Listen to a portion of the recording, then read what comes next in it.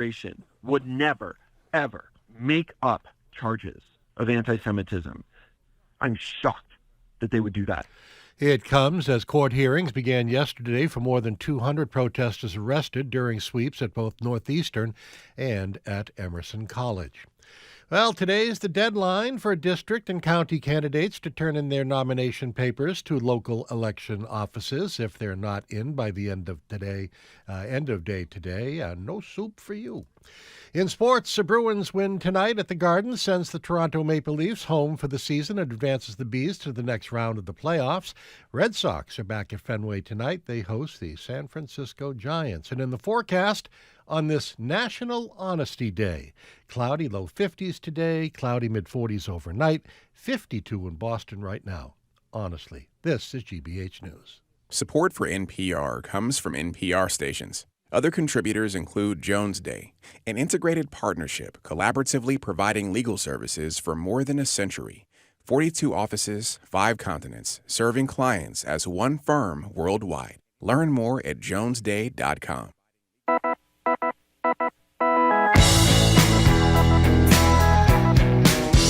Rowdy, I am Marjorie Egan. You're listening to Boston Public Radio 89.7 GBH. We are broadcasting live from the Boston Public Library. Thank you very much. And as we do every Tuesday, Wednesday, and Friday, we're streaming at youtube.com/GBH News. I want to remind people that we will be at UMass Boston and Dorchester on Friday. We're going to be joined by Governor Maura Healey, Gina McCarthy, who used to run the EPA, Kayak founder Paul English, and UMass Chancellor Marcelo Suarez Orozco, and more. Next Tuesday, we'll be back here at the library for another edition of Ask the Mayor with Michelle Wu. Good morning, Jim. Good morning, Marjorie. Did you hear Henry just say it's National Honesty Day? So I'm going to be honest. Yeah. My rage is absolutely exploding over the failure to televise this Trump trial. I mean, do you know compare the Karen Reed coverage again? I'm going to get this out of my system in 2 minutes. I'm not saying it's obviously not important, but the notion that this trial is not televised is bad. It is an outrage. I mean, considering that an election may turn on this, it's horrible. We'll talk to John King about that too in the 1 o'clock hour. Do you feel better getting that out of your No, system? I don't actually. I feel worse, but thank you. Okay. I shouldn't have brought it up. Okay. It's National Honesty Day. That's why I said I don't feel any better. Anything else you'd like to share with us, Jim, before we start the show? I mean, other than the fact that they're not televising the Trump trial, I can talk about that again. Okay. By the way, are you not upset about this? It's bad. It's bad. You're not upset enough. It's very bad. I'm not quite. It's hard for me to get worked up to where you are, Jim. Well, it's National Honesty Day. If I were you, I'd be a little more honest about it. Let's get to the subject. We talk about the gender pay gap a lot on the show, but today we're going to talk about another emerging gender gap. Women are becoming more liberal, and men are decidedly not. There's a new piece out in the ideas section of the Globe highlighting something called the gender equality paradox. That is, the more egalitarian a culture is, for example, a good example is the higher percentage of women in higher ed, the starker the differences between men and women in their political leanings and in their social lives. And that may factor bigly, as a candidate used to say, into the 2024 election, with reproductive rights at the top of mind for many voters. An April poll from the New York Times and Siena College gave Biden a 16-point lead over Trump among women. Another poll I saw this morning, national poll, Biden had a 22-point lead among women. So we're opening the lines at 877-301-8970. What do you make of this new gender gap? Do you see it in your own life, at work, in your family, in your neighborhood? And if you do, what do you think the cause is? And finally, I guess, could it be what determines the winner come November? 877-301-8970. I should say this, the story that was written by whoever did it in the Globe, my apologies, I can't remember the person's name. Rob Henderson talks about young women, much more liberal than young men. But another story read says older women. Yeah. Same kind of situation. So in between, from like 30s to maybe late 50s, there's more equality of liberalism / conservatism among the genders, but really young women voters and much older women voters, much more liberal. Well, you know what's interesting, too? This is not about abortion because the change happened before Dobbs. That's a good point. So they're talking about the change happening pretty dramatically between 99 and 2013 and now. Since 2013, the numbers have gone up a lot. And one of the things, they don't really explain why. What do you think the why is? I have a couple of theories, and I'd be interested to see what people think. I think that I think it's about care issues. Child care issues, elder care issues, health care issues. That's a good point. I think women are the ones that are kind of on top of that. I don't mean to be sexist about it, but I think in most homes, women are more on top of the child care, health care, and elder care kind of stuff. And I think that, my kids are all in their 30s. When I had children, 30 and 30 plus years ago, you basically were supposed to hide your children. You weren't supposed to mention. If you choose to have a career and you get a baby, tough luck, sweetheart. You work it all out. That idea has changed, I think, because so many families need two working adults. Yeah. So women are much less apologetic about being working mothers and think that they deserve to get good child care. They deserve to get good maternity leave. Like in my day, you're supposed to drop a baby and go back to work in 2 weeks. That's not the case anymore. So I think that's got something to do with it. And also, I think women are less concerned about, how macho Donald Trump is. I mean, women might vote for Ted Lasso. I don't think that many men would vote for Well, they're Ted clearly Lasso. not as facho as men are macho. There's no question about I think the major reason for the gap, I thought a lot about last night, is one thing and one thing alone. What? Trump trial's not televised. That's, to me, that is the... By the way, the reason I'm obsessed is because right behind Marjorie, if you're not here, I can't is the even see CNN screen, Of course. which is just driving me out of my mind. You've got the screen that can see everything. Maybe we should Okay. switch places, Jim. Then you couldn't see it anymore. Here's Karen in Braintree. Yeah. You want to hear what I assume her text is? Yeah. On the Trump gender gap, men ruin everything. That is exactly right. 877-301-8897. Also, the education thing I mentioned, there's a much higher percentage of women in higher education than there was before. Right. And as we know, the more educated you are, historically, this is not to demean anybody, it's just a fact. Polling suggests the higher educated people are more liberal, more likely to vote for Joe Biden. And people with less education are generally more conservative and more likely to vote for Donald Trump. And I think the whole gay rights, trans rights movement is much less threatening to women than it is to men. I think that's a fabulous point, Yeah. actually. That's a really important I think point. that's a big deal too. So what it is, Jim, is we're just more evolved as human beings. Women are more evolved, and the older they get, the more evolved they become. That's my theory. And a lot of the policies that Democrats are more of the care party, right? Republicans are more small government, pull yourself up by the bootstraps, you figured out yourself, all that kind of stuff. And women, the Democrats are more, it takes a village, Hillary's famous phrase. Anyway, 877-301-8970 is Can you the do me a number. favor? 877. Can you move to your left like a foot? No, just another foot. I want to put my arms out. If you go another foot, you're blocking the photograph of Trump sitting at the Okay. defendant's table, and I'll feel a little better. 877-301-8970 is the question.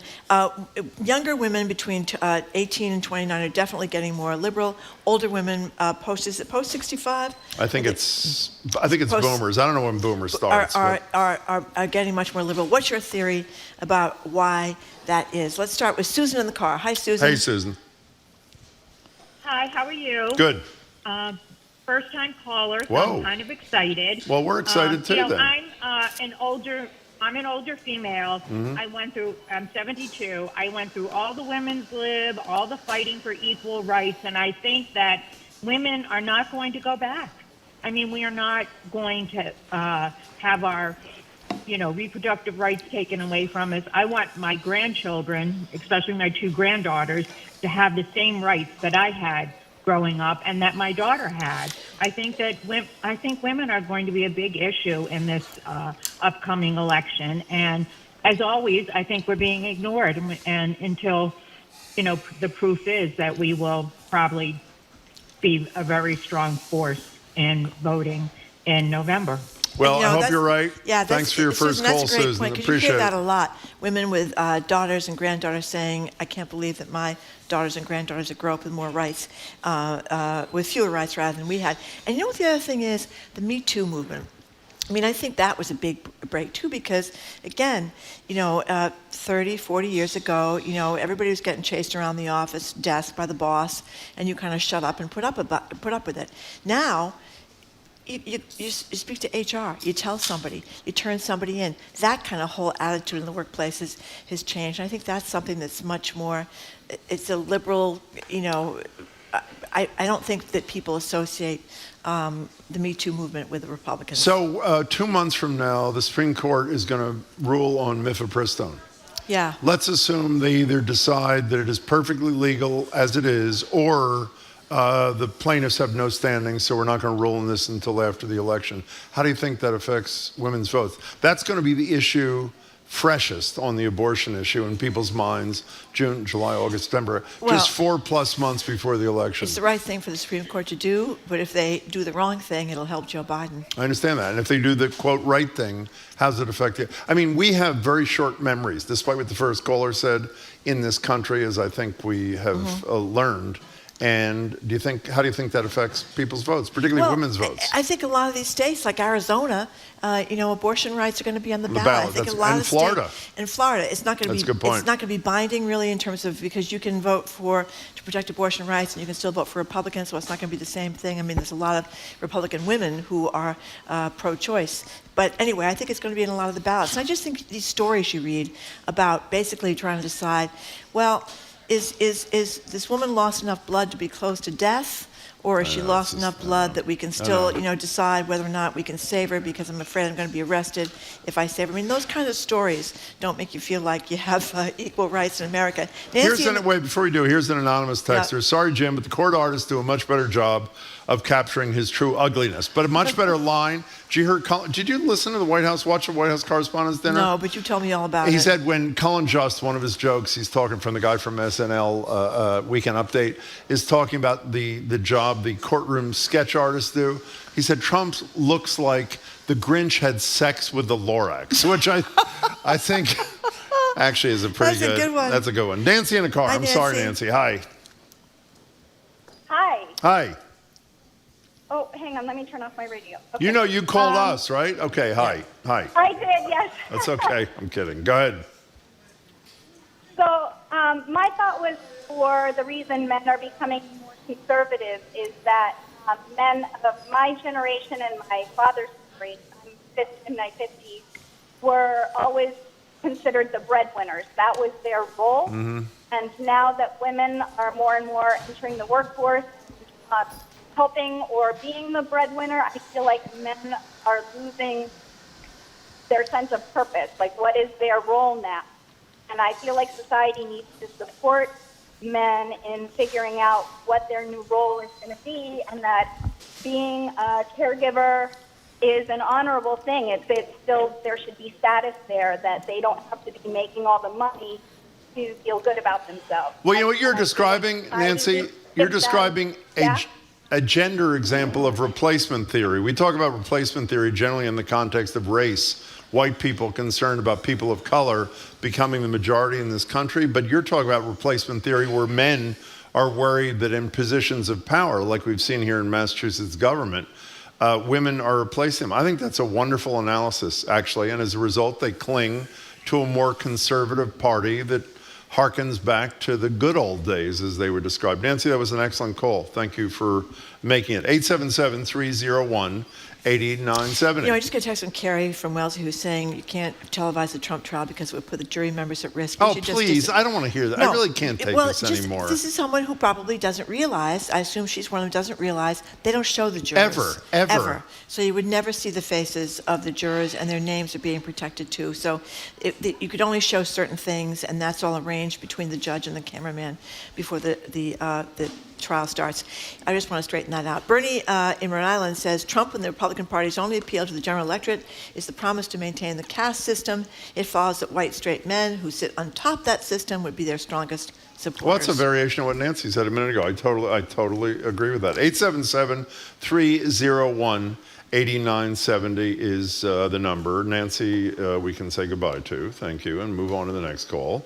877-301-8970. Hello, Brighton. We spoke to Nancy. Thank you very much. 877-301-8970. Dennis is at the library calling us.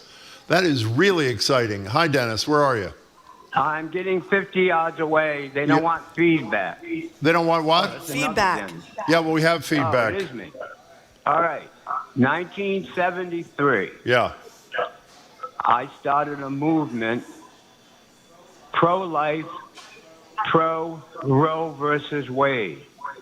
Hey, Dennis, Dennis, I really appreciate your call, and the feedback is a nightmare.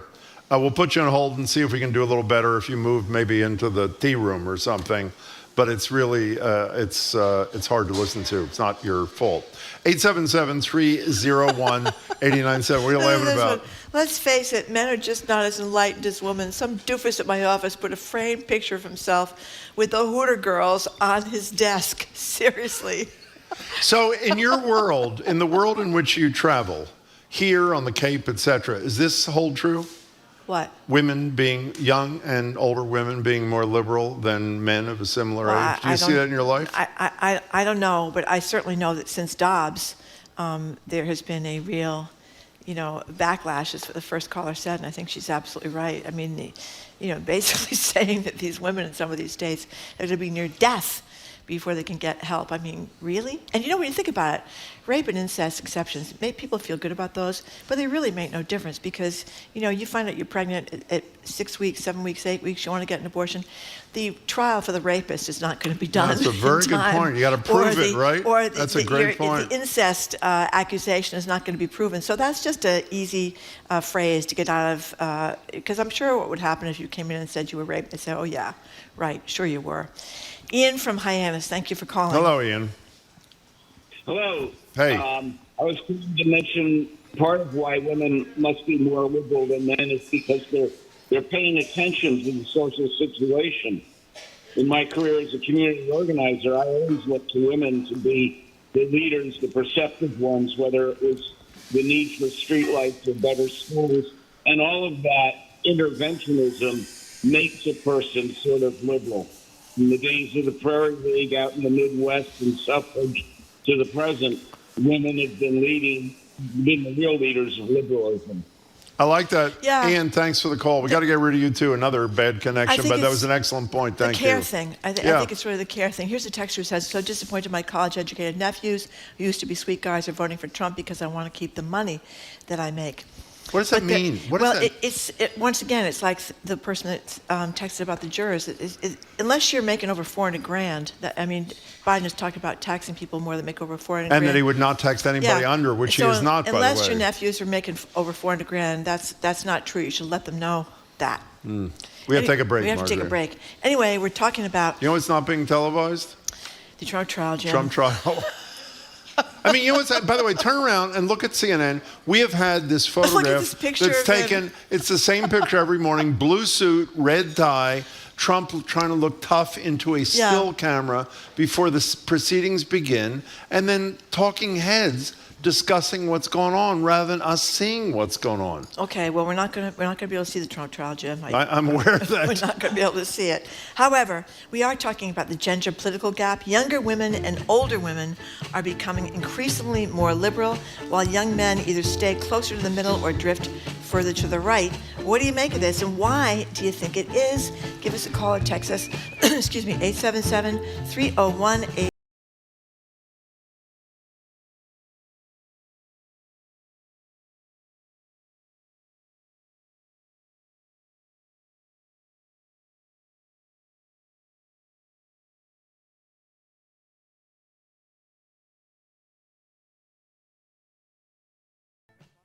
Every morning you wake up to a new day. Gorgeous day we have on tap, temperatures in the lower. A new world. All 9 justices on the U.S. Supreme Court ruled that a new Boston. So many things going on in the city. Whatever the day brings, whatever the change, we're here with you at the very start of your day. With the news you need and the local stories that bring us all closer together. Wake up with us and a fresh perspective.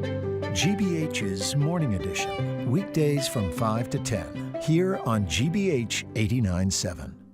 Our programs are made possible thanks to you. And Q Legal, providing legal marketing solutions for law firms in Boston and beyond. Marketing strategies include websites, social media, video, and search. You can learn more about their services at qlegal.com. And Rockland Trust Bank. Their team is dedicated to bringing the vision of your business to life, providing support and advice tailored to your specific goals. Rockland Trust Bank, where each relationship matters. Member FDIC.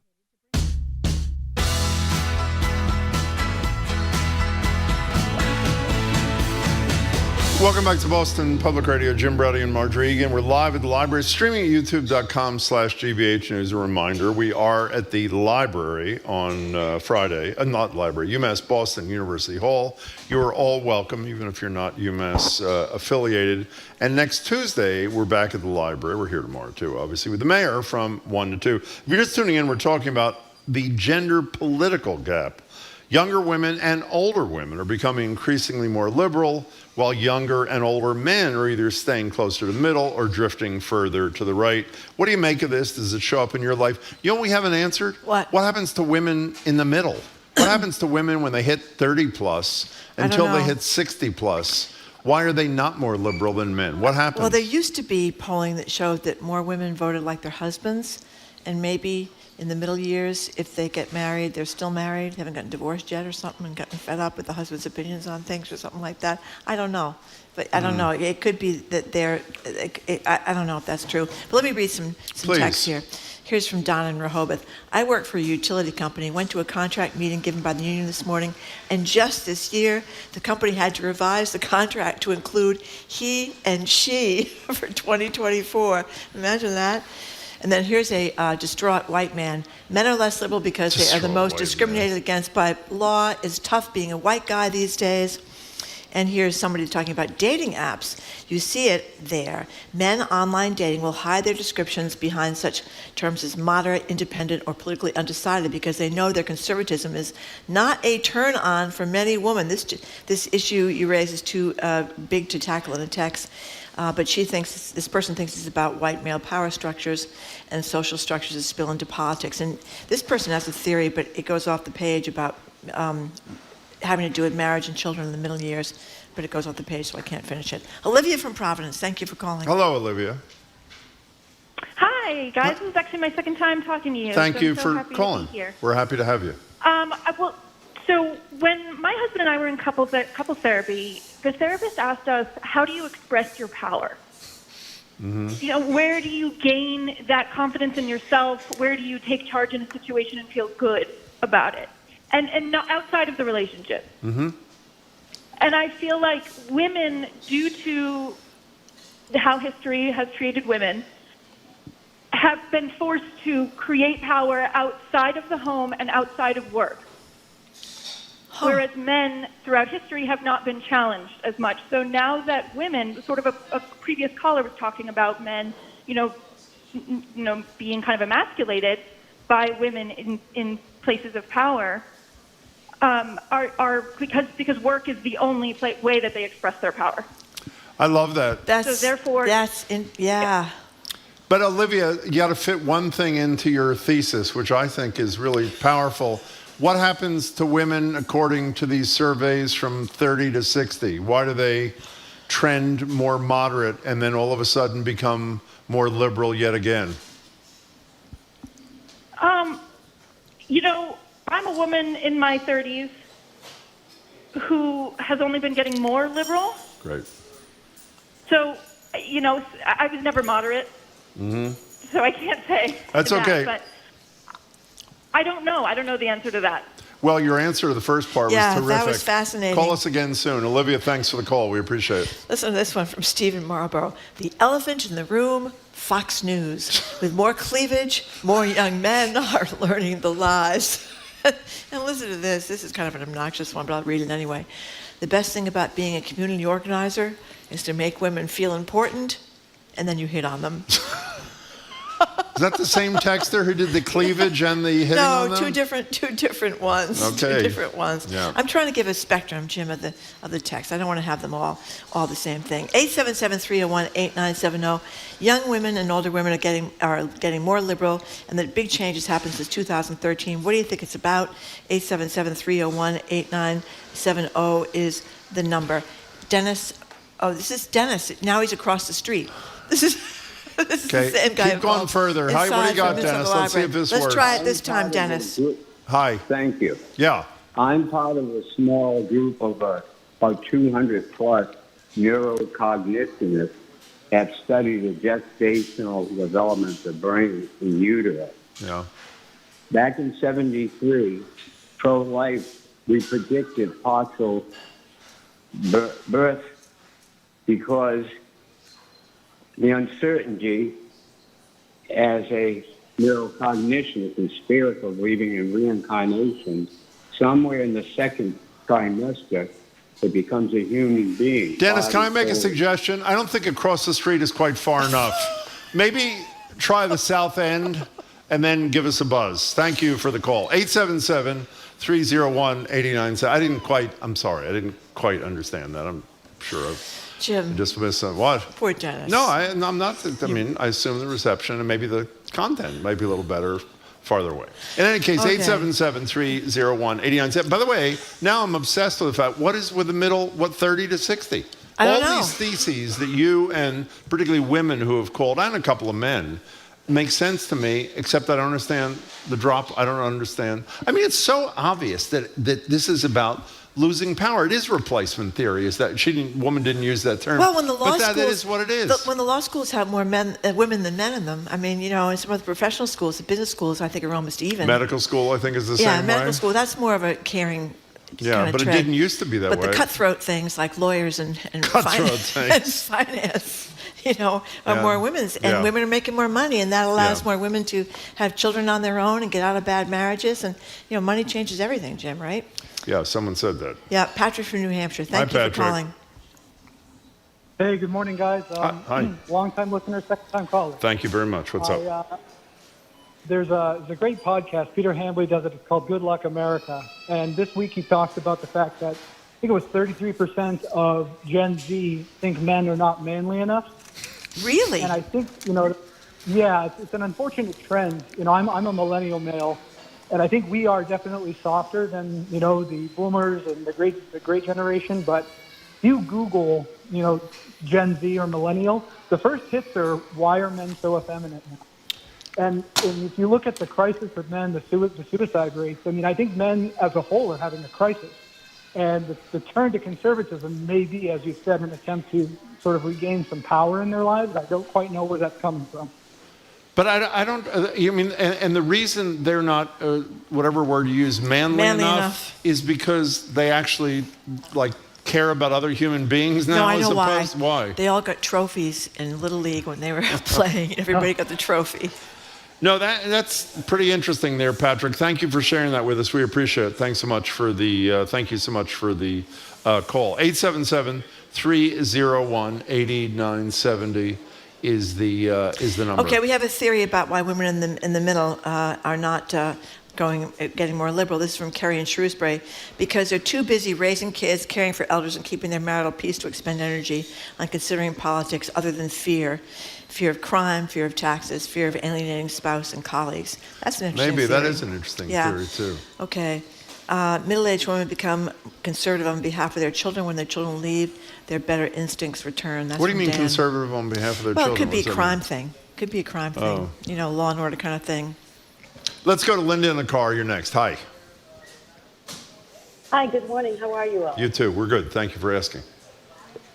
So I think this is part of, like, sexual politics. So with the government and, you know, in the woman's uterus all the time and telling her what she can and she cannot do with that uterus and the other parts down there, I think women are just kind of tired of that. And it's gotten to a point where it's like, you know what, it's time that we stand up and, you know, tie our fallopian tubes together and like knock this out.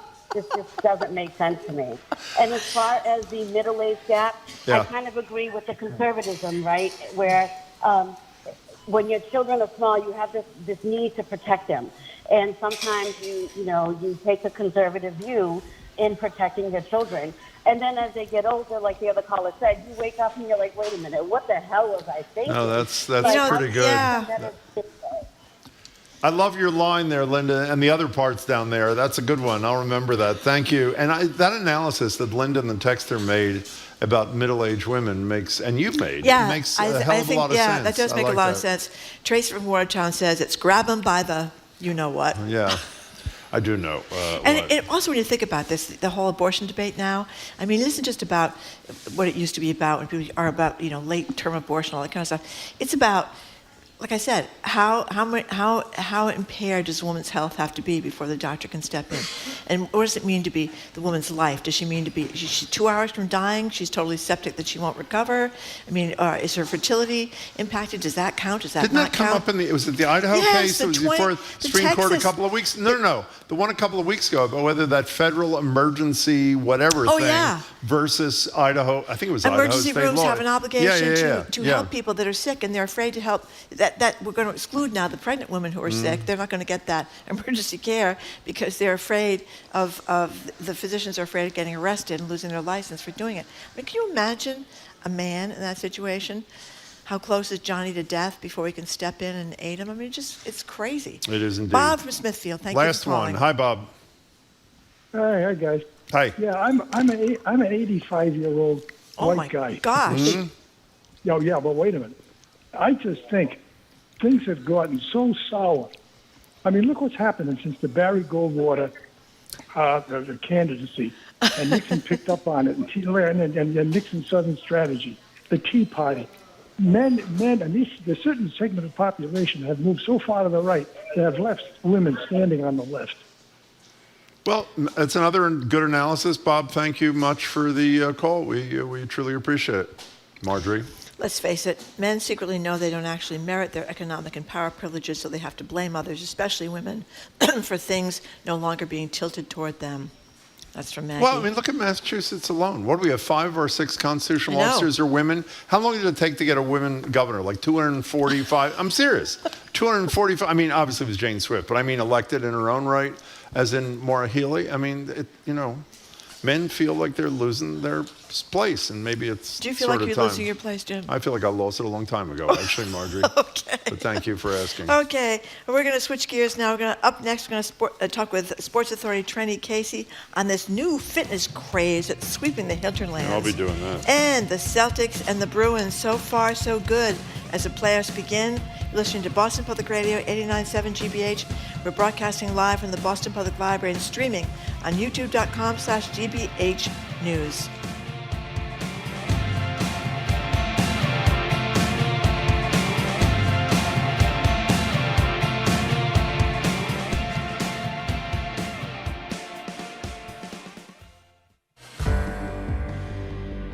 I'm Carol Hills from The World. Each day, our program gives you a chance to step outside our borders, to hear what's going on around the planet, and to hear how events in America are seen across Africa, Europe, Asia, and the Americas.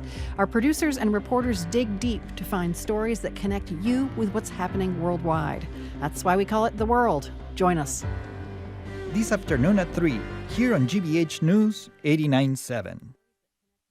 Support for our programs comes from you and Mass General Brigham Health Plan. Innovative plans, coverage, and a broad network of doctors. Mass General Brigham Health Plan, with you every day. For more information, you can visit massgeneralbrighamhealthplan.org.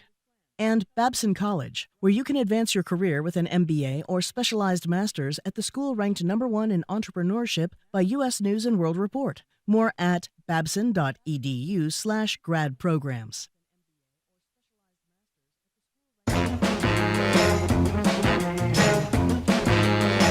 Welcome back to Boston Public Radio. Marjorie Egan and Jim Browley. We're live at the library, streaming at youtube.com/GBH News. We're here tomorrow, which is Wednesday. Friday, we're at UMass Boston, as I hope you know about. And Tuesday, we're back here, and Mayor Wu joins us. We're joined now by Trenni Casey, anchor and reporter for NBC Sports Boston, and a BPR contributor. Hi, Trenni. Hi, guys. Hey there. Hello, Trenni Casey. So, big crowd down at Gillette Stadium for the Revolution. Tell us about it. Well, I mean, you say it was a big crowd down at Gillette for the Revolution when it was probably a big crowd down at Gillette to see Lionel Messi. Yeah. Listen, he is one of the greatest, if not the greatest, soccer player of this football player of this generation. He signed with Inter Miami last year, and we knew that was going to draw a lot of people to his matches, and it has. I mean, it was like I actually had an opportunity to go, but I already had tickets to the Big Booty Mix, so Wouldn't miss that. The big booty mix. Do tell. are you guys into like DJs at all? Like that's what it is. It's a DJ who mixes music. Like I used to go to Girl Talk and Skrillex and stuff back in the day, and now I go to Two Friends, which when they do the Big Booty Mix. Don't laugh at me, Jamie. You wish you were there. It was a really good time. There were pyrotechnics, and I was sore from how much we danced the next day. But I did have an opportunity to go, but I already had prior engagement. Now, do you go with this with your husband, or do you go with a bunch of girls? Sean wanted bunch of girls. Just a bunch of girls. Bunch of girls. That's the best. Yeah, I went with some girls, and I was like, oh my God, am I going to be the oldest person there? And then we got into the elevator, and there was a guy who was definitely older than me with like his his daughter and her friends that were probably in high school, and he had to drive them there. And I was like, oh, you are in for it. You are going to be so miserable. Hey, Dad, do you want to go to the Big Booty Mix tonight with us? Yeah. Where does the booty mix take place? It took place at MGM, which is a great venue if you've ever been. It's an awesome venue. Yeah. Dude, they were sold out on Friday, and it was also almost sold out on Saturday. So we're talking like 500 people? How many people? No, thousands. Really? Yeah, I mean, there's like a huge GA section, and then there's 3 tiers. Like we were on like the second, like the loge level, which I was happy about. We had considered getting GA, which meant you would have been like on the floor. Then I would have been everyone's parent, and I would have been really sweaty and hot, and it probably would have been harder to get a cocktail. So we were in the perfect place. Oh, that sounds okay. great. So you didn't go to see Lionel Messi. So I didn't go to see one of the greatest soccer players of all time because instead I went to act Big like booty I mix, right, am okay, 22 fine. years old again. Yeah. But from what I hear, my colleague was there. And he said it was like a Patriots game. Yeah. Like people were tailgating. It was 66,000 people, a sold out arena. And there was some question about whether or not Messi would play. Because the artificial turf. He does not like to play on artificial turf. They do not play on turf in Europe. Europe, South American, like regular soccer, football, international football, is played on real grass. And there's a reason for it because turf is terrible for your legs. Like, you know, a lot of football players, NFL players, are pushing back on having to play on turf because they feel it contributes to non-contact injuries. It's just harder on your body. But he did play. He scored 2 goals. He scored or assisted on every single goal. And they had 4. 4 out of 4. I mean, it's unbelievable. Is it cheaper? Is that why we do it? I'm sure it's cheaper, and I don't know if it might be more expensive up front, but the maintenance is cheaper, right? So like Lambeau Field, but it's not. You can't do it. Lambeau Field, which is obviously nicknamed the frozen tundra, they have natural grass. Miller Park in Milwaukee, now it's a dome, they have natural grass. There's no reason you can't have natural grass. NFL owners are just notoriously cheap. We know it, and they don't care. They don't care if their players get hurt because they'll just get somebody who's younger and cheaper and replace them anyway. You know, the Messi discussion about 65,000 is almost the exact same discussion we've had with you about Caitlin Clark. I agree. Caitlin Clark with their new, what is it, Indiana Fever? Is that what they're called? Indiana Fever, yeah. Every game she's playing anywhere, they not only sell out, they move from 5,000-seat arenas to 20,000-seat arenas, and they sell out. And the question is, does that mean the WNBA is going to explode? Does it mean whatever the soccer league is called is going to explode? Or is it about Messi and Clark? I do think... And I've read competing things on this. Like I read a column earlier this week that was like, this is not a step forward for women's basketball. It's just a step forward for Caitlin Clark.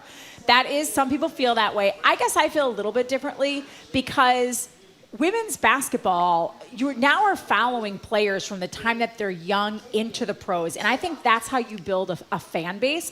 Whereas your best, brightest stars in MLS usually leave. Like the Revolution aren't very good this year, and that's because they lost, I think, 3 players to international play. So they go over to Europe. Your best players in soccer go to Europe or mostly Europe, the European leagues.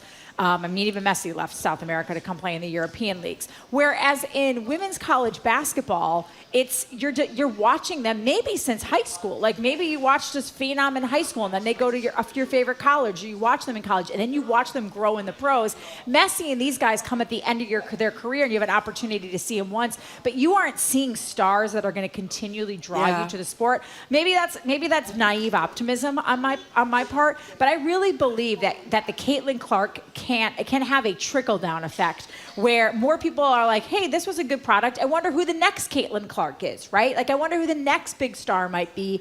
And that might get people more interested at a grassroots level, the college level. I also think I was stunned in the last couple of years how great these women players are. Yes, they're I mean, you are unbelievable. looking and you are thinking, Jesus, look at these girls dribble the balls between. I mean, they're, the they're ball just handling. like the guys. Yeah. So I the think only that difference is, the power dunks, right? Like you don't get the You don't big get the power alley dunks. oops That's and stuff. true. But honestly, the NBA has kind of moved away. Like every once in a while, you'll get a great dunk in the NBA, but usually it's on a wide open fast break. Yeah.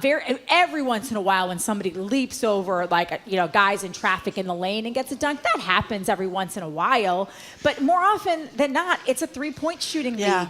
And the WNBA can be a three-point shooting league. And women's college basketball can be a three-point shooting league. So to me, that takes away that sort of like athletic difference because they're both playing a more similar game as the two games have evolved. Well, except something would cut. I hope you're right, but the thing that would cut against it to a degree. One of the pieces we read today was about the $28 million shoe contract that Caitlin Clark got, and the writer made the point that 4 women in the WNBA have shoe contracts, and all of them have something in common, which is what? They're white. Exactly. In a league that is overwhelmingly black. And this was something that, I think, and I don't know if we talked about this article, if we had time when it was first written, but there was an LA Times column written when USC was about to take on LSU. Or was it UCLA? Oh, about the dirty team. The LSU people were described as the dirty team or something. There was a term used, and honestly, I'm forgetting what it is now. But dirty was part of the. But it was so vile that when I looked it up and I sent it to Jamie, I said, I Googled this term so you didn't have to, because it was sexist, it was racist, it was disgusting. The LA Times had to do a retraction. The LA Times had to do a retraction, but the crux of the article was, and the LSU team had Angel Reese, who they like to call Bayou Barbie. She's got the long nails, the long hair, the long eyelashes. She was in vogue. She's like always. She's kind of like her coach, Kim Mulkey, who's just a little eccentric, right? Mm-hmm. And the reason part of the reason Caitlin Clark really was thrust into the national spotlight, and remind me the name of the columnist who wrote this, Kevin Blackstone. Yeah, from the Washington Post. Washington Post. Is because it was like good versus evil, and it was a white player versus a black player. Yeah. And Angel Reese is black, and when her team was about to beat Iowa in the national championship game in 2023. Angel Reese waved her hand in front of her face, which is something Caitlin Clark does all the time, by the way. She is a trash talker. She's kind of a whiner. So she's not a perfect player by any means.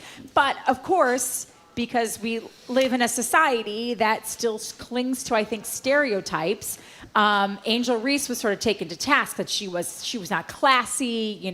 I think, the ghetto word was thrown around, which is just, it's not even dog whistle racism, it's just flat out racism. And his point is that while Caitlin Clark has risen, she's sort of risen on the backs of all of these other women of color who are just as good, just as dynamic, but haven't gotten the same grace for the way that they play as she has. And that's still a problem. One last thing about this, to go back to, from something that I hope everybody cares about, this racism, to something probably nobody cares about except maybe the Crafts. They're fighting really hard to get this soccer stadium in Everett, I think, with 25,000 people. Well, if the Messi thing suggests that maybe even without Lionel Messi, there is an audience for professional soccer in this country, they're going to fight for 15 years to get a 25,000-seat stadium in Everett and then have crowds that are too big to go there to begin with? I think very rarely will you get crowds bigger than that. I don't know what the soccer stadiums hold in like Portland. Seattle, and Kansas City are 3 of the most successful MLS markets in the country. But all 3 of those cities also have very strong like youth, collegiate, and high school programs in a way that I'm not sure that we do. I mean, not that we don't in this area, but it might not be quite as much. I personally think it's a smart move to try to get that land in Everett, and maybe you make it slightly bigger or something. But I don't know that it's ever going to grow to no other sport other than the NFL packs in 65,000. I think they're looking at what they tend to average, and the Revs are a team that actually, especially when they were pretty good and they were competing for the MLS Cup, they would have high attendance in MLS. It just didn't feel like it because you're in this massive stadium that's built for an NFL team. Like, the Celtics are a great team. They sell out every single game, but they sell out the Garden, which is what, like 18, 19,000. Same with the Bruins. Fenway Park is like 35 or 40,000. They, I don't even think. Well, they're not selling out games. They're not selling out games these days. But back when they were, like, that to me is a better comp than the NFL. Nothing touches the NFL. One other thing about Messi that I'm sure we talked to you about at the time, but I can't remember what the answer is. Unlike Ronaldo and Messi, arguably, older players are two of the greatest ever. I think Ronaldo won whatever that trophy's called, best player in the world 5 times. Ballon d'Or. And very nicely done. And Messi's won I do Duolingo French 8 times. And Ronaldo took a huge amount of money, I think, to play in the Saudi League. Yes. And Messi turned it down for a lot. He's still making a ton of dough, but for a lot less. Why did Messi decide that he was going to play in the United States rather than take the money and run? I wonder if some of it had to do with, I don't know what it was like. To be honest, I don't know exactly why. I'm just guessing here. I don't know if coming from Argentina and being in South America and having that juxtaposition and parallel against regimes that are a little more autocratic, can sometimes violate human rights, and he saw firsthand in Argentina what that can do. Zoe, there he goes. Zoe said he did mention Miami is closer to Argentina and his family. There you go. So he actually put his personal life. Look at me. I'm trying to make him seem like it was but good for him. Good for him.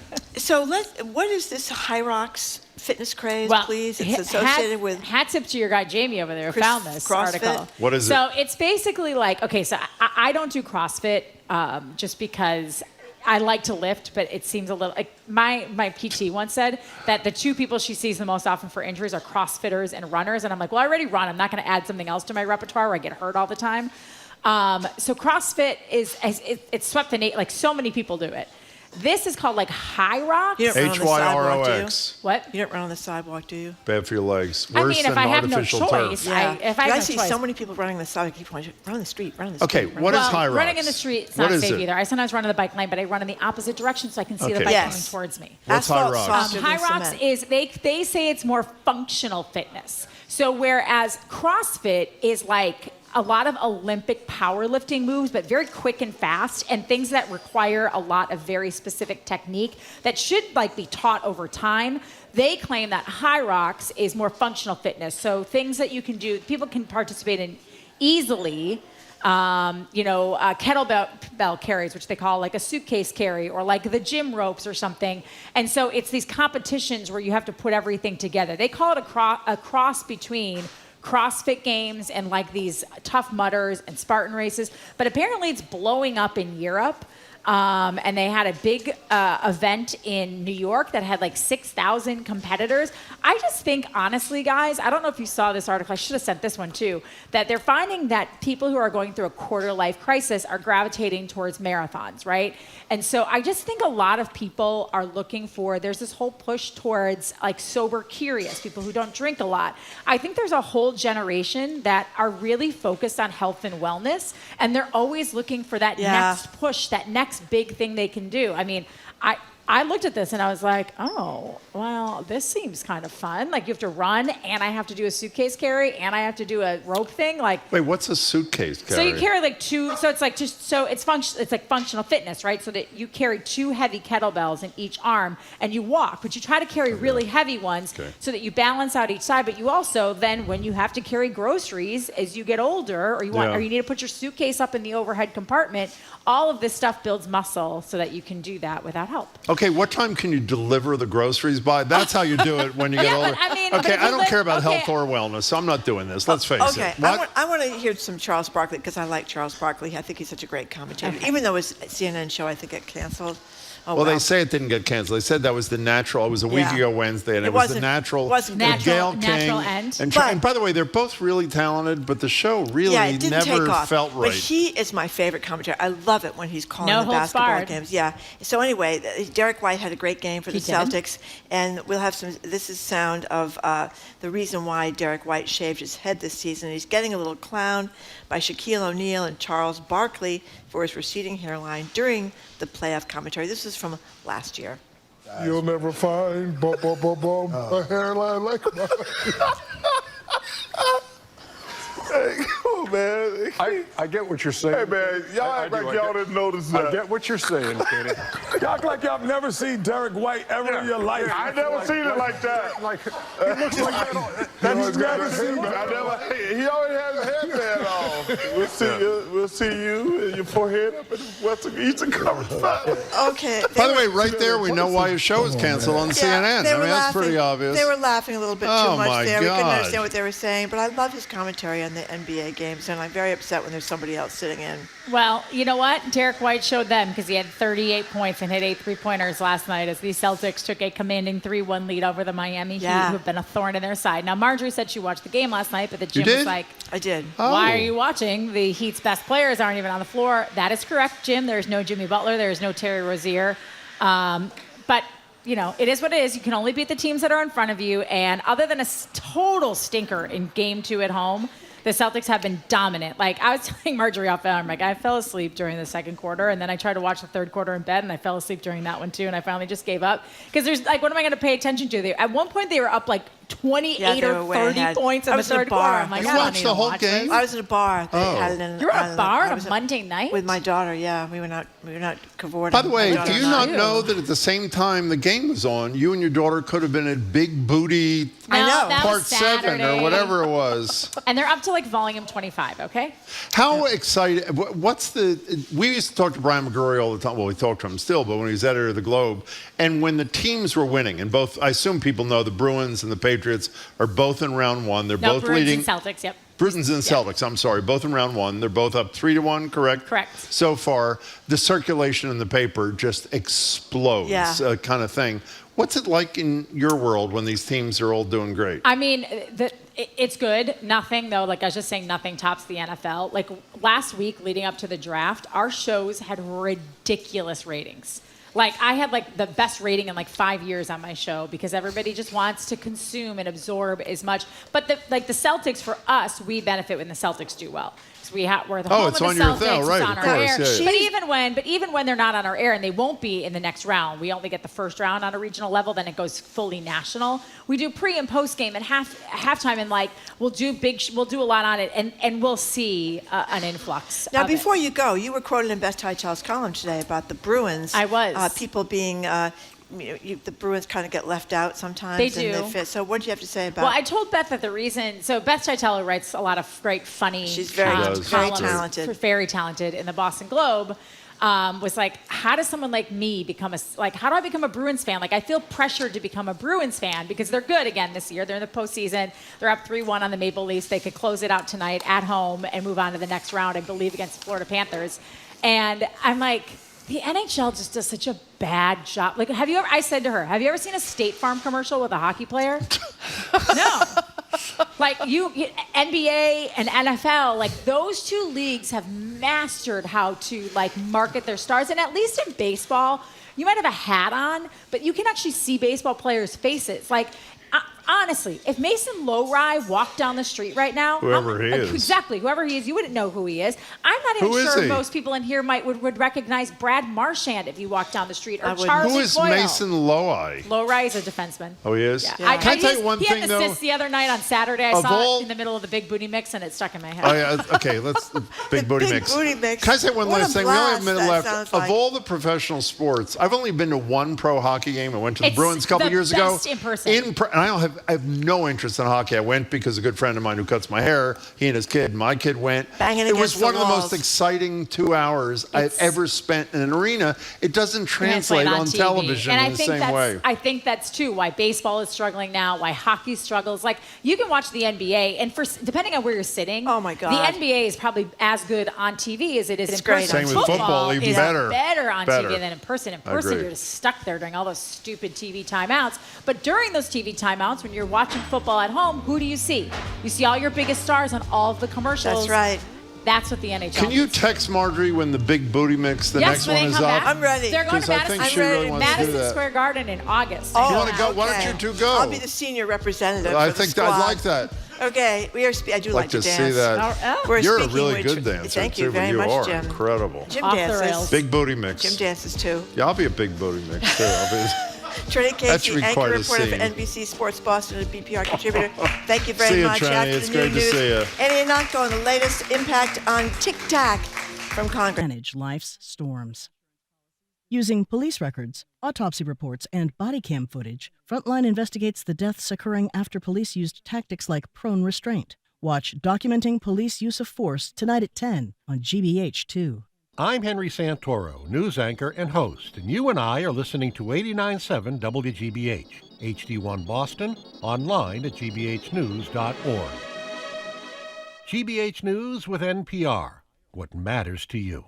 I'm Jim Brady, ahead on Boston Public Radio. Andy Ihnatko, our tech guy, is here to talk about the future or lack thereof for the China-owned video app TikTok and why you may not need to buy a whole new iPhone when all you need is a minor repair. Then we'll talk with Food and Policy Authority Corby Kummer on news of avian flu making its way into U.S. dairy cows and why the way we've spun the paleo diet is completely wrong. I'm Marjorie Egan. You know him from Milk Street Kitchen. Chef and TV personality Christopher Kimball is out with a monster of a cookbook packed with time we stopped worrying about them and just started to love them. All that and more ahead. Boston Public Radio 89.7 GBH live from the Boston Public Library.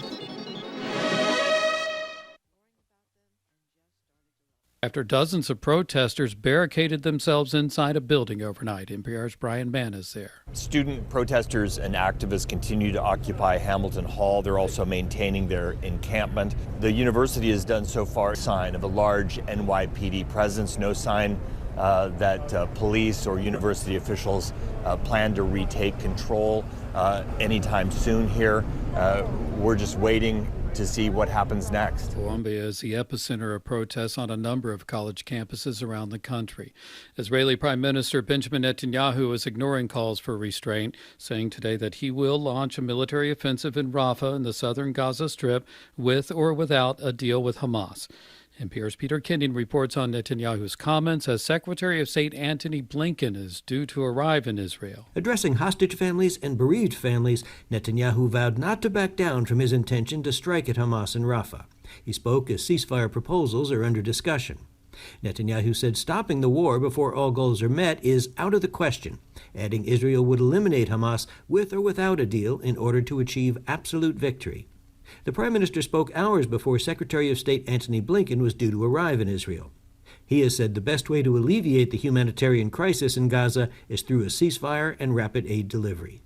Peter Kenyon, NPR News, Jerusalem. Back to New York, where Judge Juan Merchan has issued an order holding former President Trump in contempt of court and ordering him to pay $9,000 for violating a gag order put in place a few weeks ago. NPR's Gimena Bastillo reports that Trump was also ordered to remove the post from social media and his campaign website. Prosecutors asked Merchan to hold Trump in contempt of court and fine him $1,000 for each of the 10 posts they argued violated the gag order. The gag order prohibits Trump from speaking about witnesses and jurors, among others. The posts showed to Merchan and the defense included comments made on Truth Social, Trump's social media, and his campaign website about former Trump lawyer Michael Cohen and adult film actor Stormy Daniels. Both are expected to be potential witnesses. Merchan concluded that 9 posts were in violation. The judge also concluded 1 post did not violate the order. Trump's lawyers had tried to argue that the posts were self-defense.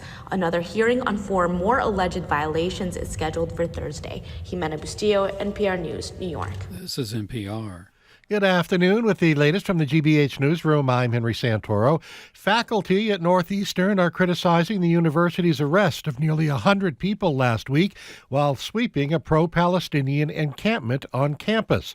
GBH's Mark Hers has more. Northeastern professor Matthew Smith, who is Jewish, says a recent letter from school officials cited an anti-Semitic incident that occurred as being one of their reasons for clearing the encampment. But Smith says protesters were peaceful and that the anti-Semitic incident actually came from a counter-protester. I want the leadership of my school to take anti-Semitism seriously, which means you do not play around with accusations of anti-Semitism. Court hearings started yesterday for over 200 protesters arrested in sweeps at Northeastern as well as Emerson College. In Boston, I'm Mark Hurst, GBH News 89.7. President Joe Biden is coming back to Massachusetts on May 21st for not one, not two, but 3 fundraisers.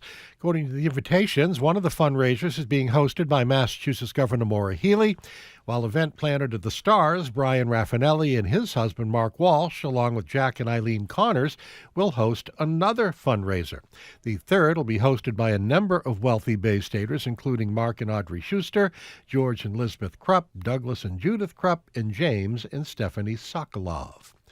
In sports, the Bruins, if they win tonight, they go on to the next round of the playoffs, and the Red Sox are back at Fenway. They host the Giants at 7:10. 54 degrees in Boston. This is GBH News. Support for NPR comes from NPR stations. Other contributors include Fisher Investments. Fisher's dedicated team of specialists provide resources on investing, retirement income, estate planning, and more. Learn more at FisherInvestments.com. Investing in securities involves the risk of loss.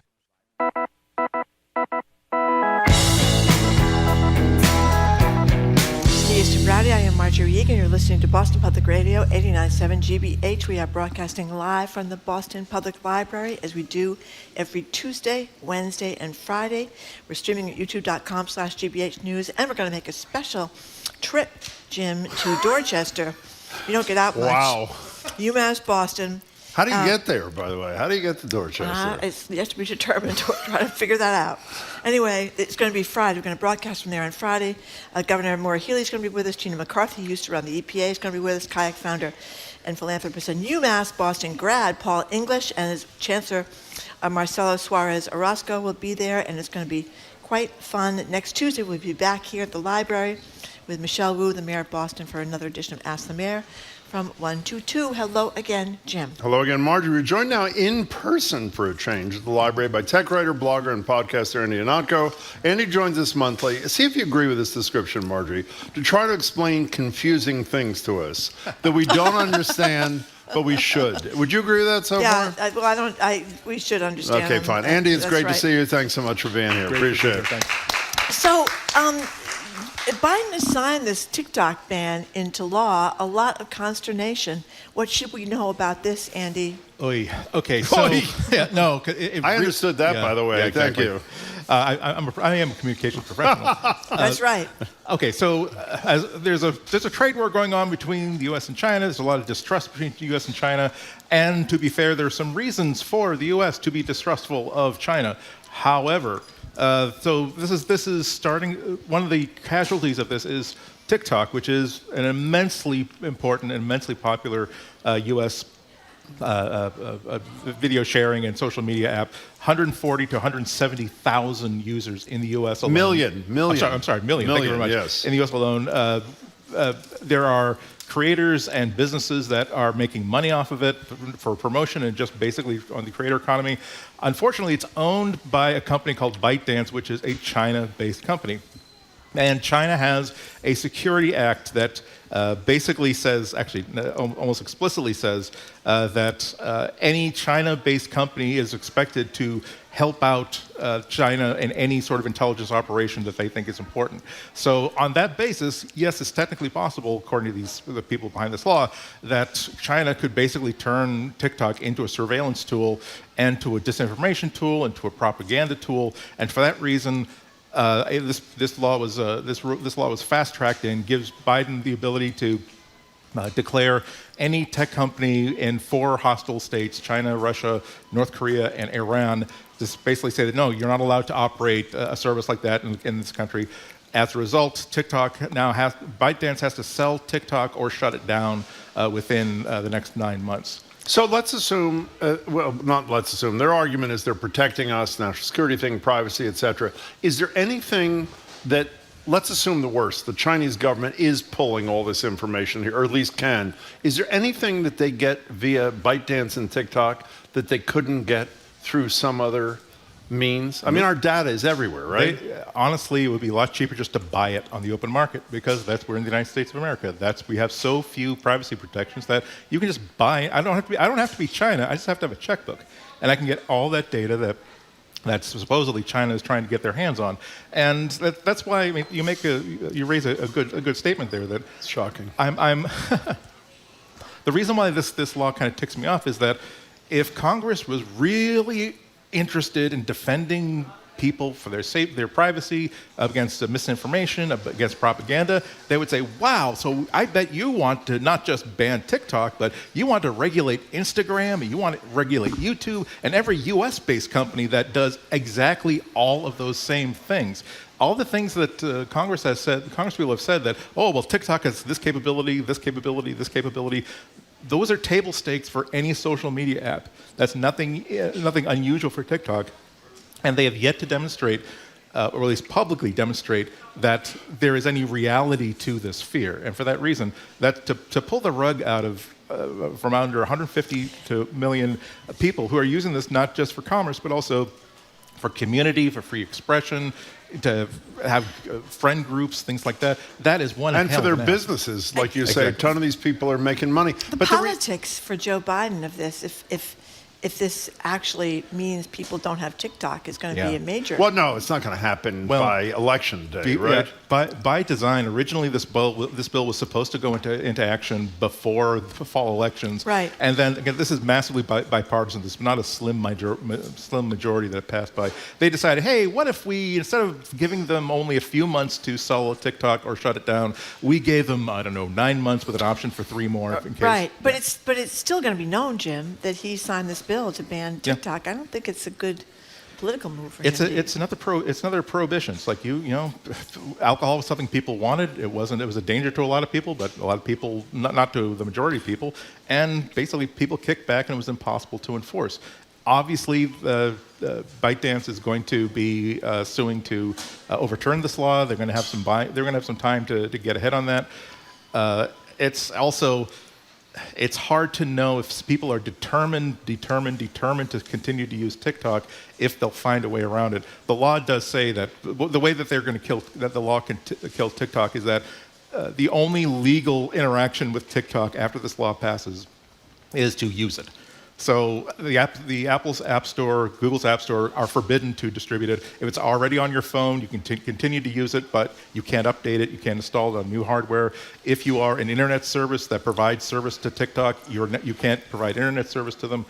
It gets me bothered because it also, side note, it also demonstrates another area in which the duopoly of Apple and Google controlling all the phones is a problem, because if there is a free speech app that our government, whichever government we have, decides is letting people use their free speech too freely, they can shut it down just by targeting Apple and Google. They don't have to deal with 100 different app stores, 100 different sources of apps. The one thing I did hear during the debate about this is some Congress people saying that the people that were most upset about TikTok were the people that had seen the the high security documents, or this top secret documents that talks about China. And their argument was that, okay, yeah, we may have lost our privacy in general, but they'd rather have American companies with our documents than a Chinese company with our documents. What about that argument? Well, again, how much do you trust the government? And I don't mean that sarcastically. I mean that's a lot of senators and congresspeople were saying, hey, we got this security briefing that we can't talk about. Right. That really chilled us to the bones. I want to know, did the things that they showed you, the FBI and other security agencies, did they just show you stuff that, again, Instagram can and will do, that YouTube can and will do?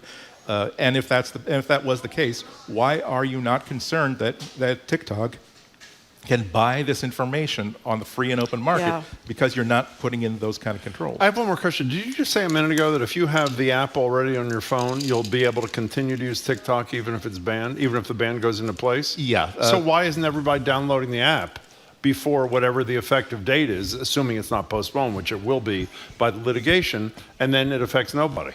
Well, because people buy new phones and they have to install it on their phones. That's a good point. Also, they won't get security updates and feature updates, and that's going to be a big problem too. Okay, so that's TikTok. Now, can we go to a consumer-friendly thing that is really exciting? Your iPhone is broken in some fashion, and you would far prefer to fix it in theory, but you might not be able to fix it So you end up having to buy a new one, which is the point you make in a memo to us is that makes one entity happy. The Apple makes them very happy. What's about the change that is totally a consumer-friendly kind of thing? Well, Apple is being dragged kicking and screaming, thanks to our friends in Oregon, to allow you to get your phone repaired with parts that are not necessarily fresh from the factory. There is a very, very vibrant market for third-party used parts. You can go to ifixit.com. You can go to other sources and just get these things. Or if your friendly neighborhood phone repair person is on the ball, they might just buy old broken phones just to get the camera, just to get the charging port, just to get the screen out. Apple used to try to stop this by engaging in a practice that's widespread called parts pairing, meaning that, yes, technically this is the exact same component and it will work. However, there's a piece of software that only Apple technicians own can tell the phone that, oh, you can trust, this is not your original camera, but please trust it, make it work. And so for that reason, you could install it, but it would not actually work. Oregon passed a really amazing right to repair law that Apple battled tooth and nail that went into effect late March. And so, wow, hey, all of a sudden Apple decided that we're going to allow this special software that pairs up these things to now happen on the device. On the device itself, starting with a software update that's coming later on this year. So essentially, if the person you hired to fix your phone uses again a third-party part that they got from God knows where, it will be able to work. It won't be prohibited from having a working phone. And this is purely because Oregon passed this law, so the notion is since Apple has to change its procedures to operate in Oregon, is the notion that it has to change its procedures everywhere or lose the Oregon market? It would seem to me the market beyond Oregon and the rest of the world is far more significant than losing your business in one state, right? But maintaining different standards of compliance is really expensive. They don't want to do that. Also, when I say Apple, obviously that's the front face of the company, but inside the company, there are always big, bitter arguments, pro and con. There are people that were arguing for, this is stupid. We're just basically making it harder for poor people to continue to be iPhone users, which will drive them to buying Android. If they can't get their $600 iPhone that's 3 years old fixed because of a simple problem that can be fixed for $120, what are they going to do? They're not going to go back to the Apple store and buy a new $1,000 phone if they can't afford that. And so they're winning the argument now. But this is Apple, again, every company doesn't like to be told what to do, especially if they think that it's against their business model. But Apple, particularly, the reason why we've been talking off and on about the green bubble issue and Apple Messages, and all of a sudden they decided that, hey, we're going to support the standard that Google and other carriers have been trying to get us to support for the past 3 or 4 years that will basically eradicate their problem. We're going to do that sometime in 2024. And all of us are thinking, gee, there must be a reason why they decided to do that, hoping that it was, again, because people inside Apple finally won the argument. No, it was because China has a law, of all places, China has a law saying that's stupid behavior, that's wrong, that's hurtful to consumers. You can't basically have this as your standard messaging app. So Apple decided, okay, we don't want to just do a national version for China. We're going to basically roll this out to everybody now. Can I ask my usual usually one naive question, maybe two per appearance by you? You think about the power of Apple and the power of business in general. It stops so many things that are good for real people. However, it is Apple against the world here. Why did it take Oregon? Why didn't Massachusetts? Why didn't every red state, forget blue state, why didn't every state rush to go into session to protect the consumer? And who gives a damn about what Apple has to say? Why was that? I have no answer to that. Or they're always, the weather in every different state is different. It's not just what does the community want, but what can the legislators sell? What is it going to cost them to back this legislation and get the right partners on board on both sides of the aisle to make this happen? But there is nobody on the other side except Apple, as you say. And you get to say to your constituents who own an iPhone, by the way, instead of having to go spend $1,000 or whatever, you can go spend $49 down at the corner and get your phone fixed. And the other issue is that Apple and other companies, it's not just Apple, are lobbying heavily against these, state by state by state across the country. There's so much campaign money that's being drawn from issues exactly like this. So we were just talking about concerns with TikTok and being able to know everything there is to know about people, whether they want you to or not. Where does this American Privacy Rights Act fit in? Well, this is a brand new piece of legislation that was drafted a few weeks ago. Got its first legislative hearing in the Energy and Commerce Committee, and it's the first really big set of privacy laws that have real teeth. It's not perfect. I have some exceptions to it, but it does cover a lot of the bases that I like to look for in a law like this.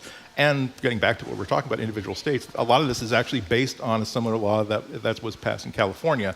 And what it basically does is it gives the FTC a lot of power to control what companies that collect data can do, a lot more control over what specifically data brokers can do, the companies that take your data, package it, and resell it to other people. For instance, it gives you the right to opt out of targeted advertising, opt out of algorithms, for instance, that impact consequential decisions. Like a lot of these things that these companies do is not to simply say, okay, well, Andy's location was the Boston Public Library on this date. He was wearing a blue jacket. Maybe he'd like to buy something nicer. And people who don't have great fashion sense. But maybe what it will do is it will infer that, okay, if he was in Boston on that day but not this day, if he was wearing a tie but an unstructured blazer, it probably means that he votes libertarian. So I'm going to add that to his profile and package that as. So now you can't do that. Now that basically you can take a look at that. You're in a tie and an unstructured blazer. So what are we to deduce from that? Well, that'll be our little secret. You have to buy that data to get it. Okay. But the more important thing is that that's already kind of fishy. But a lot of these inferred data and algorithms are saying, and therefore you should probably not give him a mortgage. You should probably not give him health insurance, and that sort of stuff is now you have to opt out of it. But you at least have the ability to say no. You cannot basically recommend to a third party that I not get insurance based on something you inferred. Okay, so two questions. My second naive question will be the second one. First of all, is this a bipartisan effort? I'm assuming in this case it is. It has yes? Two sponsors that I think are both bipartisan. In very early days, I should say. Okay, the naive part I think is opt out is nice. Opt-in is about 10 million times better. You know, the notion that a normal person, how many times have you ever opted out of anything when you download an app or do anything else? Ever? It's hard. Yeah, it's hard, and unless it's right in your face, you don't do it. Yeah, the unsubscribe doesn't seem to work very well. Why don't they, is this the same reason because of the power of the tech world? Why aren't these all opt-in things? If people want to opt in to have their data collected or whatever else they're talking about here, that's perfectly fine. And if they don't, you can't do it. It's a huge, huge industry at this point. And so that's kind of like regulating the energy industry, where there is the correct component, I think, in which you say, well, these industries have way too much power to allow something that they absolutely hate to pass, meaning something that makes it impossible for them to conduct their business. That's the one way to put it. Another way to put it is that there are a lot of things that we don't know that makes websites work well for us because companies can collect data about us and share it. There are ways in which we would opt in if we had to. However, my position, this is one of my two big problems with it, is that it does put responsibility on the actual users. Now, a lot of this stuff is really great. It requires data brokers, for instance, to register and for the FTC to create a central registry so that you can check to see, well, what registries have info on me. Then you can contact these. Who's doing that? Well, again, who is doing that? Exactly. That is the fundamental problem. Yeah. It requires affirmative action on the part of the consumer, and it puts the burden on us. Yeah. I mean, the good news is it gives us the option to access these things, but it puts burden on people who are not up to the burden. I agree. I think that we do have to meet this problem halfway as consumers. We have to be concerned about this. We have to take a proactive interest in this. There's a reason why, I don't think that anybody who clicked on a link in an email and got infected with a virus or got data stolen deserved it by any means, but we have a responsibility to know that, wait a minute, here is from an email address I don't know. It's a PDF for a mortgage that I haven't heard about. Is there a chance that if I click on this, I'm going to be infected with a virus? However, laws like this, they're better than nothing, but they don't require us to meet the industry halfway. They require us to meet it 3/4 of the way. They don't make it difficult enough to conduct business. What's the data on how often a consumer takes the affirmative step to opt out? I mean, there's got to be research on this. I assume it's minuscule, is it not?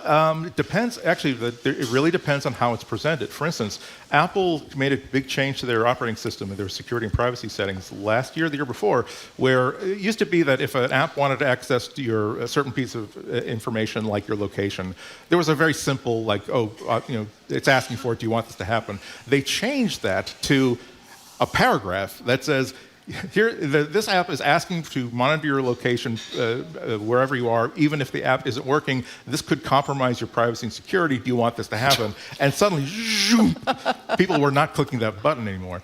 And so this is why another part of this law, which is basically saying you can't simply, when you ask for permission to do something, you can't simply hide it or submarine it. You actually have to make a very, very explicit approach to it. That is a big, big part of it. I think that people need to be informed. If people want to make a transaction, the way that I make a transaction with Google, yes, they do compromise my privacy, but I feel as though what I'm getting from the deal is worth the transaction. Everybody should have the ability and the power to make an informed So the first screen, the law should say at minimum, if it's going to be an opt-out, I don't mean to belabor this, the first screen that should appear is the screen in common language that explains to you what your opt-out rights are and what the consequences of opting out versus opting in, staying in are. No? I mean, is that not? Yes, and as a matter of fact, another part of this law does say that you have to, if you're a data collector, you have to have a very plain English, easy to find, accessible to people in any language, with people with disabilities anywhere, to be able to understand what's being done with your data and why. What are the odds of this becoming law? I know it's just been filed. What are the odds of this becoming law? I don't know. This is actually the second version of a law that was they tried to introduce, I think about a year ago or 2 years ago, but they didn't have sign-on with the right heads of the right commissions, the right departments to get that happen. Now that they've made modifications that a lot of the department heads are very, very happy with, has a better chance of moving forward. The difficulty, however, is that now it's in the targets of, again, the lobbyists. And remember that Apple, Microsoft, YouTube, everybody, they want a national law on privacy because they don't want to have to fight 50 different laws. That's a very good point. And they got an amazing piece of cake from this law. The law, and this is the second big problem I have with it, is that it basically says that no state can write a law that supersedes anything that's in this law. So if California says that, I don't like the fact that that's a consumer's responsibility to keep checking to see if their data has been sold to somebody else. I want a law that says that consumers are automatically informed, they have a responsibility to inform. The law in its current form says that no, you can't do that because we already said that what you have to and don't have to do. So the tech companies realistically are going to fight for some federal law so that they have power in one jurisdiction. They try to have it as modest as they possibly can, and then they end up being the winners, even though they're slightly regulated. Big companies like Apple and Microsoft and YouTube, they're happy to make $1 gazillion instead of a mega gazillion dollars. And oftentimes, getting just the right concessions out of a law like this is how they say, not only can they get a national law that they can live with, but also that they can say, oh, look, we're not against these privacy laws. We want one that makes sense and allows us to deliver the services and products that our customers love and enjoy and rely on. Andy, before you go, I know you're running downstairs in the library to do your podcast. How do we find your podcast? If you go to twit.tv, TWIT.tv, and we're about to do... Twit.tv. Exactly. This Week in Technology, it was actually... What, twit.tv and then search you? And then go to MacBreak Weekly. I do a couple of different shows, but MacBreak Weekly is our weekly Apple/iPhone/Mac show. Fabulous. Every Tuesday, we're doing it live. I didn't want to miss out a chance to see you guys in person. Well, we're thrilled to have you here. Andy Ihnatko, thank you so much. Yeah, tell us one more time. What's the podcast again? Twit? MacBreak Weekly, go to twit.twit.tv, Twit TV. Okay. Thank you very much, Andy. Good to see you, Andy. Up next, say what you want about nut milks, but at least they don't have traces of bird flu in the nut milks. We're going to talk with our food policy analyst, Cormy Cover, about high rates of bird flu, avian influenza in cow's milk, and also the paleo diet. Has it been debunked? You're listening to Boston Public Radio, 89.7 GBH, live from the Boston Public Library and streaming at youtube.com/GBH News.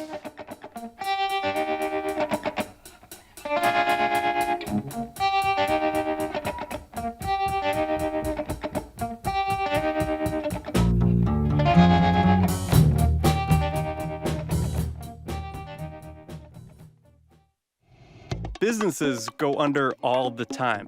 But what happens when an entire college shuts down? They were still giving tours that day after they sent the Often the students are left hanging. Almost everybody else on my track was not able to graduate. I thought that the students were being screwed. There are a lot of reasons for undermining confidence in higher ed right now. This is just one more. Get an inside look when a school closes its doors for good on College Uncovered. Available wherever you listen to podcasts. Funding for our programs comes from you. And Comcast Business, committed to keeping businesses up and running with Comcast Business Internet, with internet speeds up to 10 gigs available. Comcast Business, powering possibilities. And M. Steinert & Sons Pianos, New England's authorized Steinway dealer, announcing the closing event at their South Boston Service Selection Center this May. Appointments at msteinert.com.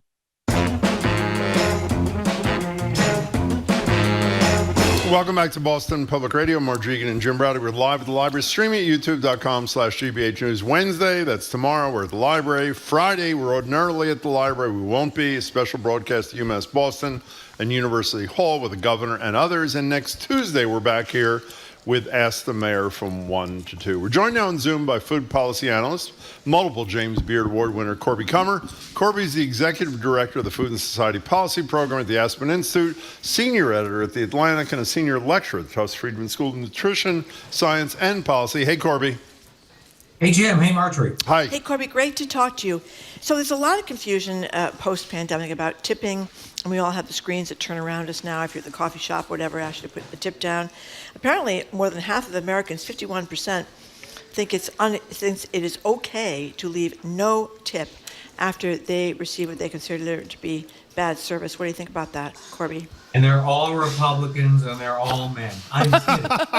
It's a slightly larger proportion of Republicans and men than women who would be willing to give no tip for bad service. So this is a YouGov survey. It's really interesting. I don't think it was broken down between counter and quick serve restaurants versus table cloth or just table full service. And I think the main takeaway point is it is never acceptable to stiff people who have waited on you at a table, come from the beginning, served it. The way you express your dissatisfaction is to call the manager and find out, is the kitchen off? Were you down 3 people who didn't show up? What is going on here? And it's up to the manager to say, come back on us. But you should always leave a tip, especially if you're sitting down. You know, by the way, was Lizzie Post the woman who came on our show? Emily Post, great-granddaughter? Yes. She wrote a book on marijuana etiquette, yes, didn't she? Did. That was great. But she agrees with you, and I have to say, well, I agree with you. This is a pretty tough nut to sell, Corby. I mean, you basically say to somebody, you were treated rudely, your food came late, the server did nothing to help you enjoy your meal, and then you walk over to them and make the argument to their face as to why they should, let's say, leave a 10% tip, which is a lot less than they would ordinarily do, even though everything the server did was to make their experience worse. Go ahead. No, I'm not saying that. I'm saying you as the diner, go to the manager, call the manager over and say what was going on. I'm going to leave only 10 to 15% tip. Would you like to make it up to me? Would you like to explain what happened? You should know that this is happening in your restaurant. But Sarah Jayaraman from One Fair Wage has been saying for years, this is exactly the kind of thing that makes restaurant serving not a viable profession.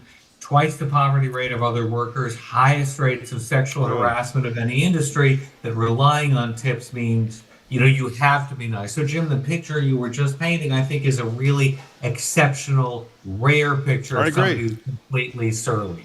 By the way, when you say One Fair Wage, are they behind? I don't know if you know, there's a ballot question here in Massachusetts. Currently, correct me if I'm wrong, in Massachusetts, the law is you get the sub-minimum wage of your server, $6.75 or something like that. And if the tips don't get you up to 15, then it's got to be supplemented by the employer.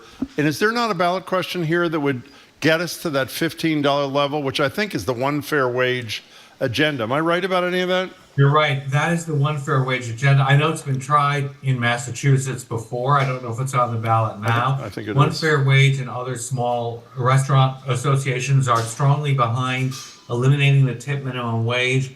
National Restaurant Association, other big players are completely against that and say servers do better if the minimum wage doesn't go up and they can get tips and good tips on a good night. So it raises expenses for owners, which it does. So naturally, the big national associations are against it. But yes, One Fair Wage is in favor of eliminating tip minimum wage, which is a tiny amount of minimum wage in exchange for possible big harvests of tips. The problem is it's not very well enforced if a restaurant is making it up to you if you haven't averaged out to whatever the going minimum wage in the state is. We're talking to Corby Kummer. So, Corby, this is a great story about Patricia Marks in the New Yorker talking about having a dinner party, and everybody who came to the dinner party got their food in one of these restaurants or bakeries or markets where they leave leftover food for people to buy at reduced rates. It's wild. So she invited about 10 people, I think, and she divided them up by apps. The favorite app was Too Good To Go, which we've talked about on this show. But there were several others because there are a number of rival apps. So what do? It's sort of a grab bag. It's a surprise. You sign up and you hope you're going to get something fabulous. It turns out Italy, right next door to you, it's huge. Was the absolute favorite. Cult cannot get them choice on Too Good To Go, but that some people would get a big dented can of San Marzano tomatoes, which isn't exactly what they had in mind when they were thinking of bruschetta or some fabulous pasta dish. But Patty Marks, as her friends know her, Patricia Marks, first woman on the Harvard Lampoon. Oh, really? Very funny and very good piece in the New Yorker. And she said that it was like going on a blind date or trick-or-treating, and that the menu was like if you let a toddler loose in a deli. Well, by the way, we had, I think, a couple of restaurants on the show that participate in the Too Good To Go program. There are a number of apps that do this. Too Good To Go is probably the highest profile. And I think our focus was mostly that it allowed people on modest incomes, like students in particular, or low-income people, to not only experience food at a restaurant that they might otherwise not be able to afford, but it's sort of fun. The flip side that she emphasizes here, which maybe was obvious to everybody except me, is it's also hugely environmentally positive because food waste, we talked about it in terms of our homes, food waste in restaurants is a huge problem as well. So it's like the ultimate twofer, Corby, no? Oh, it certainly is. And friends in New York just showed me a new app that is an incredibly efficient way of making a match between corporate cafeterias, big institutions that have leftover food at the end of a shift, which is to say 4 and 5 in the afternoon when a ton of food gets thrown out in offices which have, not so great return from work, but they're still providing food, a lot of them, and customers and nonprofits. One of the app owners that Patricia Marks interviewed is named Jordan Schenk from Flash Food. Mm-hmm. Flash Food specializes in low and fixed income customers who are on SNAP. It accepts EBT payments from SNAP beneficiaries, and it's specifically saying we're getting them more and better food with their SNAP dollars than they could already get. And I immediately wanted to go make a contribution to Flash Food because I thought that was a great model. By the way, they said, I'm just looking up right now, it says, this is really like 10 seconds of research, there are 270 eateries, one of my least favorite words, that participate in Too Good To Go in Boston. I think the New Yorker magazine story that you two are talking about says there's 6,900 restaurants in New York City that participate in this program. Is that right? I mean, it's entirely possible. The Too Good To Go started in Denmark, and it's it only operates in a couple of cities in the U.S., but they are very well organized, and they get lots of restaurants signing up. By the way, here, just some samples from Boston.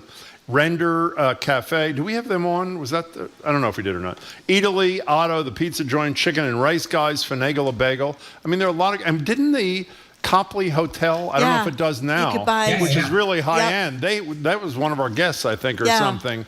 And it's pretty, I mean, it's a pretty good deal. And as I say, it's good for the environment too. So check it out. Too Good to Go. And there are other apps that do similar sorts of things.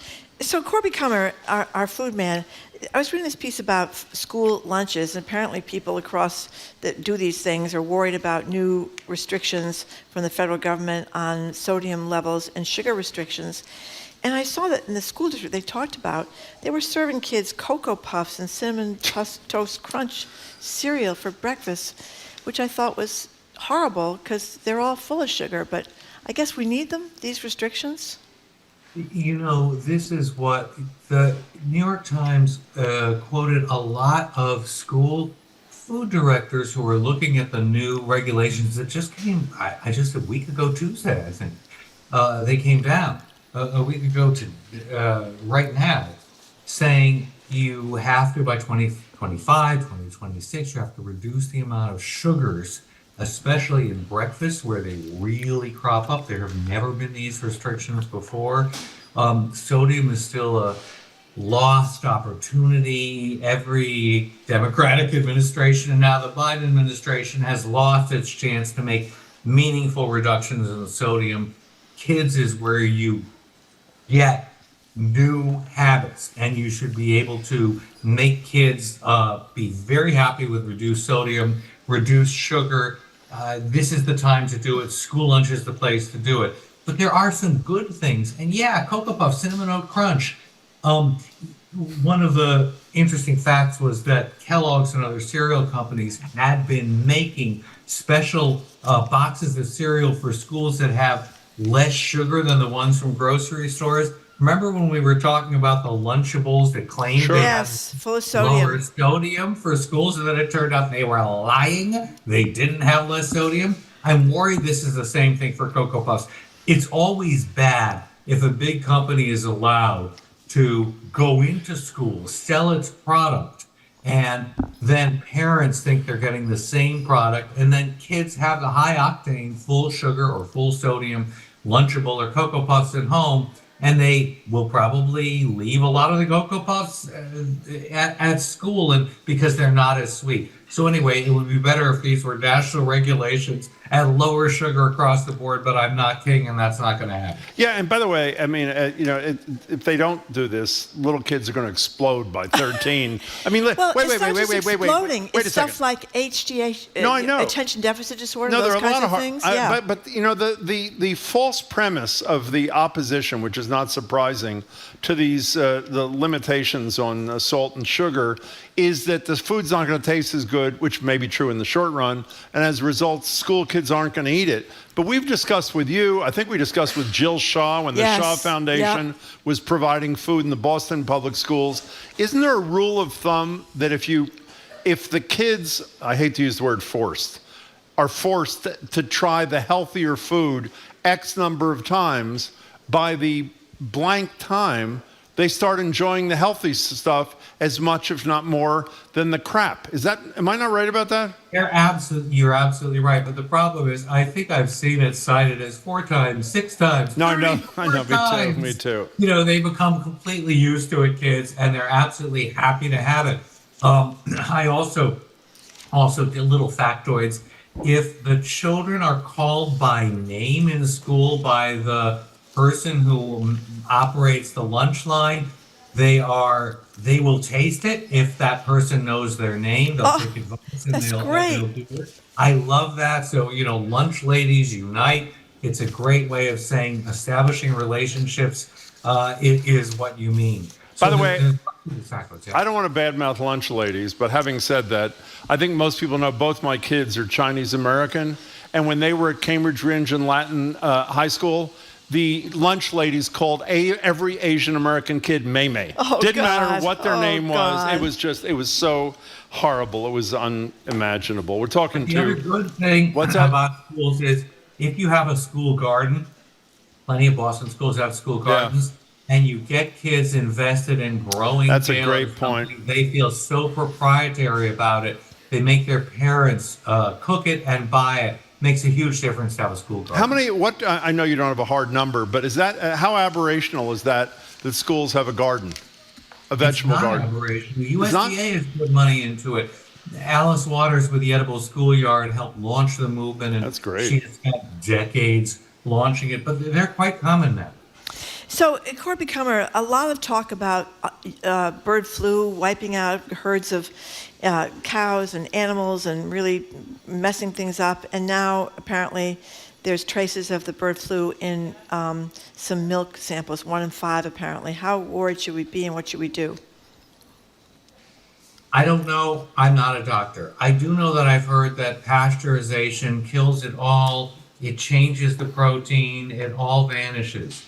But when I read that, I think, does it really? I mean, I don't want to sound like RFK, but at the moment, the milk supply is safe. I do believe that. I believe that pasteurization is killing this, but we should be very worried that so many herds of cattle are developing swine flu, and it's H5N1. And I heard something that struck me as very astute, which is the FDA should be testing more, but they shouldn't necessarily be continuing to test in the herds and the regions where it has been discovered. They should be going across the country and testing in herds where it hasn't, because epidemics spread in very unpredictable ways. Don't look for where it has already been discovered. But in any case, there's a big outbreak of bird flu. It's in cattle. I meant bird, not swine. And it's infecting, it's showing up in milk, these materials. Pasteurization is supposed to inactivate the bird flu virus, but we want less of the bird flu virus, and we want more money for the FDA to have more inspectors than it does, because that's the real problem. Doug, I mean, we talked about this with Art Kaplan yesterday or last week or someday. I don't know what it was. Our medical ethicist. Don't you think this whole bird flu thing is a little bit much under the radar, considering, I know I'm not trying to panic people yet, but the information is so anecdotal and so occasional, which, I mean, someone like you to be able to say, and I'm not criticizing you at all, I appreciate your honesty, you don't know if the pasteurization kills whatever the thing is you should be scared about. The authorities say it. Well, there was one authority who would probably say, add bleach to your milk and everything will be fine too. So, I mean, the public communication, the public education around the public health issue, to me, is abysmal. I mean, it's virtually non-existent, Corby. Well, okay. And a problem is when the National Institutes of Allergy and Infectious Diseases representative says that some federally sponsored researchers tested for live virus in retail milk, but they didn't find any. It seemed that pasteurization had killed the virus before the milk reached grocery shelves. Okay, that's good, but how do we know it's always going to do it? I don't mean to sow doubt. My main point is FDA is in charge of this. FDA has been continually defunded by Congress. The whole Food Safety Modernization Act that was passed under Obama 1 has still never been funded by Congress. Great. So the number of inspectors per herd, per product, per population of the U.S. has been radically diminished because of this choking defunding. We're screwed. So, you know, this last story, I have to say, to me, this is so much ado about nothing, absolutely nothing. Apparently, the research shows that the paleo diet, which theoretically was built upon meat, because people back in whatever time Cavemen were hunters and meat eaters. That's right. And in fact, research allegedly shows that they were not, that they were plant eaters. And my response is, who gives a damn? If it turns out the diet works for you, who cares what it's based upon? And if it doesn't work for you, who cares what it's based upon? What am I missing? So it's Paleolithic, it's 15,000 years ago, and there's been sad saying, you know, if it was good enough for our forebears 15,000 years ago, that's really the way we should be doing it. There's 15,000 reasons to say that's nonsense. Like, we don't spend our lives hunting and gathering. We're not running around the savannah worrying about people. It's our bosses we're worried about. I mean, you know, who are we worried about that's going to come and kill us? It's very different. As soon as I read this, when it said it's acorns, it's nuts, it's plants that they really subsisted on, I thought, well, of course, it was rare that they had protein from kills. You can't rely on killing animals all the time. That's why nomadic populations are constantly changing where they are to find fresh kill and fresh meat. Acorns. Yeah, acorns. Would you want to eat an acorn? Do people eat acorns? I don't know. How do they taste, Corby? Of course they eat acorns. Who eats an acorn other than a squirrel? Who eats an acorn? Well, you have to cure it. You have to cure it now that I think of it. He's making this up. You were totally making this up. No, it's such a powerful dye. Remember, Zoe and I were both in Greece. Acorn was one of the main exports, and it was used in leather tanning. Can you excuse me a second? Chris Kimball, can you eat an acorn? No, exactly. We have Christopher Kimball. Okay, I mean, he knows everything. I think he knows. He knows. I'm sorry, we're not eating any acorns. What'd you say? He said he roasts acorns and puts it in his coffee. Corby, if you don't know, what's it called? The Coffee? But what's the name of that book? Joy of Coffee, my book? Yeah, your book, exactly. Yeah, Joy of Coffee. Excuse me, like we should all know. Did you roast acorns? In Joy of Coffee, were you roasting acorns? I guess you missed out. No, but roasting acorns is something people do in wartime. If you roast them, Chris Kimball, this is where we have to do our research the minute this segment is over. I hope so. If you roast it, I think that you render the poisons inactive, just like bird flu and milk. Okay. I'll be eating an acorn soon. Okay, Corby. Thank you, as always. We love seeing you. Thank you so much for your time. Corby Kummer, there he is. Corby, thank you very, very much for joining us today. Acorn Man. Corby Kummer is The Joy of Acorns, his next book. His next book, that's right. But when he's not writing about acorns, he's the executive director of the Food and Society Policy Program at the Aspen Institute, a senior editor at the Great Atlantic Magazine, a senior lecturer at Tufts Friedman School of Nutrition, Science, and Policy. Thank you very much. Okay, stop. Jamie did the work. Yes, acorns are edible and nutritious. However, raw acorns are not safe to eat because they contain tannins, which can be toxic if consumed in large amounts. Tannins are bitter, can block the body's ability to absorb nutrients. To remove the tannins, you can boil or soak the acorns. I thought tannins... How many people are going to boil or soak acorns? Exactly my point. Thank you very much. I thought tannins were in red wine. Are they going to kill you in the red wine, Ask Chris Kimball. too? He's here in a minute. Can't Go ahead.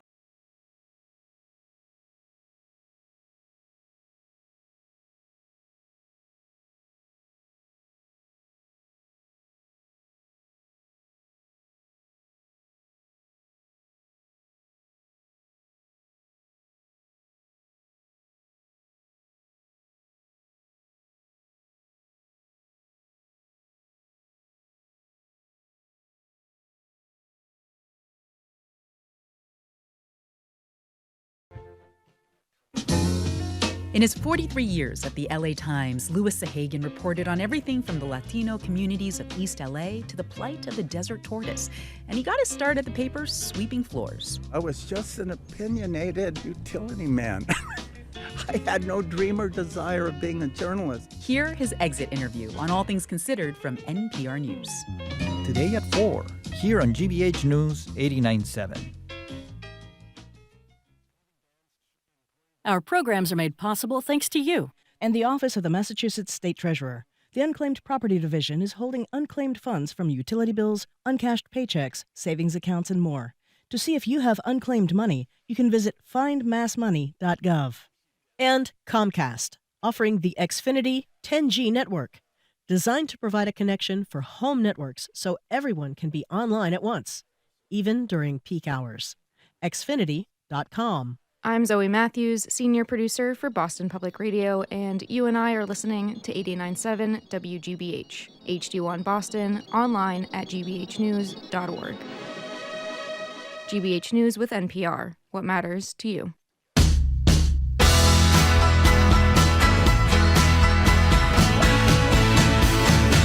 Welcome back to Boston Public Radio. Marjorie Egan and Jim Browdy. We're live at the library, streaming at youtube.com/GBH News. Tomorrow at the library again. That's Wednesday, yes. Friday, we're at UMass Boston, not here at University Hall. The governor will be with us for an hour. Gina McCarthy, former administrator of the EPA nationally. She's from Dorchester. Paul English, entrepreneur, funding a lot of the AI education that's going on out there. The new chancellor, Marcelo Suarez Orozco, and a ton more. And then next Tuesday, we're back and Mayor Wu is with us. We're joined now by Christopher Kimball. He's of Milk Street fame. He's just out with his latest Milk Street 365, the all-purpose cookbook for every day of the year. Chris Kimball, it's good to see you. Nice to see you guys. Well, I was just telling Chris Kimball beforehand, I now have wok energy because you guys sent me a wok, and I'm not a very good cook, and this has changed my life. How has it changed your life? Because I can wok everything. I didn't know about wokking pasta. You just told me that before we went on the air. But you just wok vegetables, watch chicken. You had the soy sauce that you can make really easily, and suddenly you're not like Look a at that. total. It's changed everything. And I want to tell you one more thing. Oh, please. I was listening to your podcast last night in anticipation of coming here today. She's trying to get another wok out of this. I'm not trying to get a wok out of this. She wants another apron. Oh, I also got one of your wife's. You said it was very sexy. Very sexy aprons. Thank you. Yes, it's very sexy. Was that all you were wearing was the apron? Or Excuse me. I just wear the apron and cook at the wok. That's my new me. And? But some guy is calling up, and he was having trouble cooking breast of chicken. And I said to myself, even I can cook breast of chicken. So that's what's great about your questions from these people. I mean, these are people that really don't know anymore what I'm doing. Some of them have been doing, like sourdough bread for 40 years. So you get a variety. Yeah, you get a variety. But I related to the guy who couldn't cook chicken and the woman who messed up with the blueberries in the blueberry cake or blueberry bread, whatever she was doing. I mean, a lot of people are trying to cook and they call you and you tell them what to do. Well, I do that at home too. It doesn't work out quite so well as it does on the podcast. By the way, you know what else you can make in a wok that's great? What? I can't believe I'm telling you this. I hope he's not going to. Omelets. Are omelets great in a wok? Christopher yes just or no? said that. Oh, He you just did? said that. I'm sorry. Or I eggs. missed that. I'm You sorry. can fry eggs in a wok. That's sure. fabulous. You can steam chocolate cake in a wok. Okay, so let's Steamed talk. chocolate cake in a wok. Yeah, I don't think I'd be doing that if I were you. Okay, so can we get to this book? You write in your introduction that we moved away from the big book, is the term you use, in cookbooks, and we into more specialty kind of stuff. And to say this is a bit, what's this weigh, first of all? It would be good in a tornado. A lot. Yeah, It weighs a lot. We keep the house on the foundation. Why, this is a big book. Yeah. It's a big book. Why have we moved back to the big book in the cookbook world? Well, we moved away from it because everything got hyper-focused, like 500 channels on television from 4 channels. The same thing, right? So I think we got to the point at Mill Street where we'd done thousands of recipes and we finally felt we had like a whole repertoire. But the repertoire today is not like it was with Fannie Farmer, thank God, or The Joy of Cooking or whatever. It's a different repertoire. So no one had put together a full book so you could go through soup, stews, everything else. And those recipes are all, quote unquote, the new repertoire. It's a different way of thinking about cooking. I assume since you are like a huge enterprise over there that you've done research on this, you wouldn't be doing this. Almost everything I read online or print out except cookbooks. Why is it that I like, and I assume I'm not aberrational, you wouldn't be putting out cookbooks, why do I like the physical feel of a cookbook rather than looking at it on a computer or printing it into my printer? Cookbooks as a category in book publishing's had its ups and downs lately, but cookbooks have remained strong. And that is, if you want to, you can cook off your phone or you can cook off your screen, but a cookbook, it's quick access. If you have to go look at 2 recipes, one in the back, one in the front, you can do it quickly. You can get stuff on it. The pictures are there. The pictures, that's huge to me. Well, it's an easier way to access the information. My mother always used to say, you should take the lane where it's quickest and easiest to access the information you want. So Encyclopedia Britannica doesn't make a lot of sense, but a cookbook does. Also, I think a lot of people browse, right? It's a browsability. That's a right? huge thing kind of thing. So tell us what you attend in 365, and it is big, and it is wicked comprehensive, as they say. What do you do here? We do everything, but we try to take, for example, pasta. If you go to Naples, it turns out they use something like gochujang in their tomato sauce. My favorite. I'm going to bring it up in a minute. I can't believe you did. Well, that was very odd. Or if you go to Amalfi, they make a pesto with almond and lemon zest.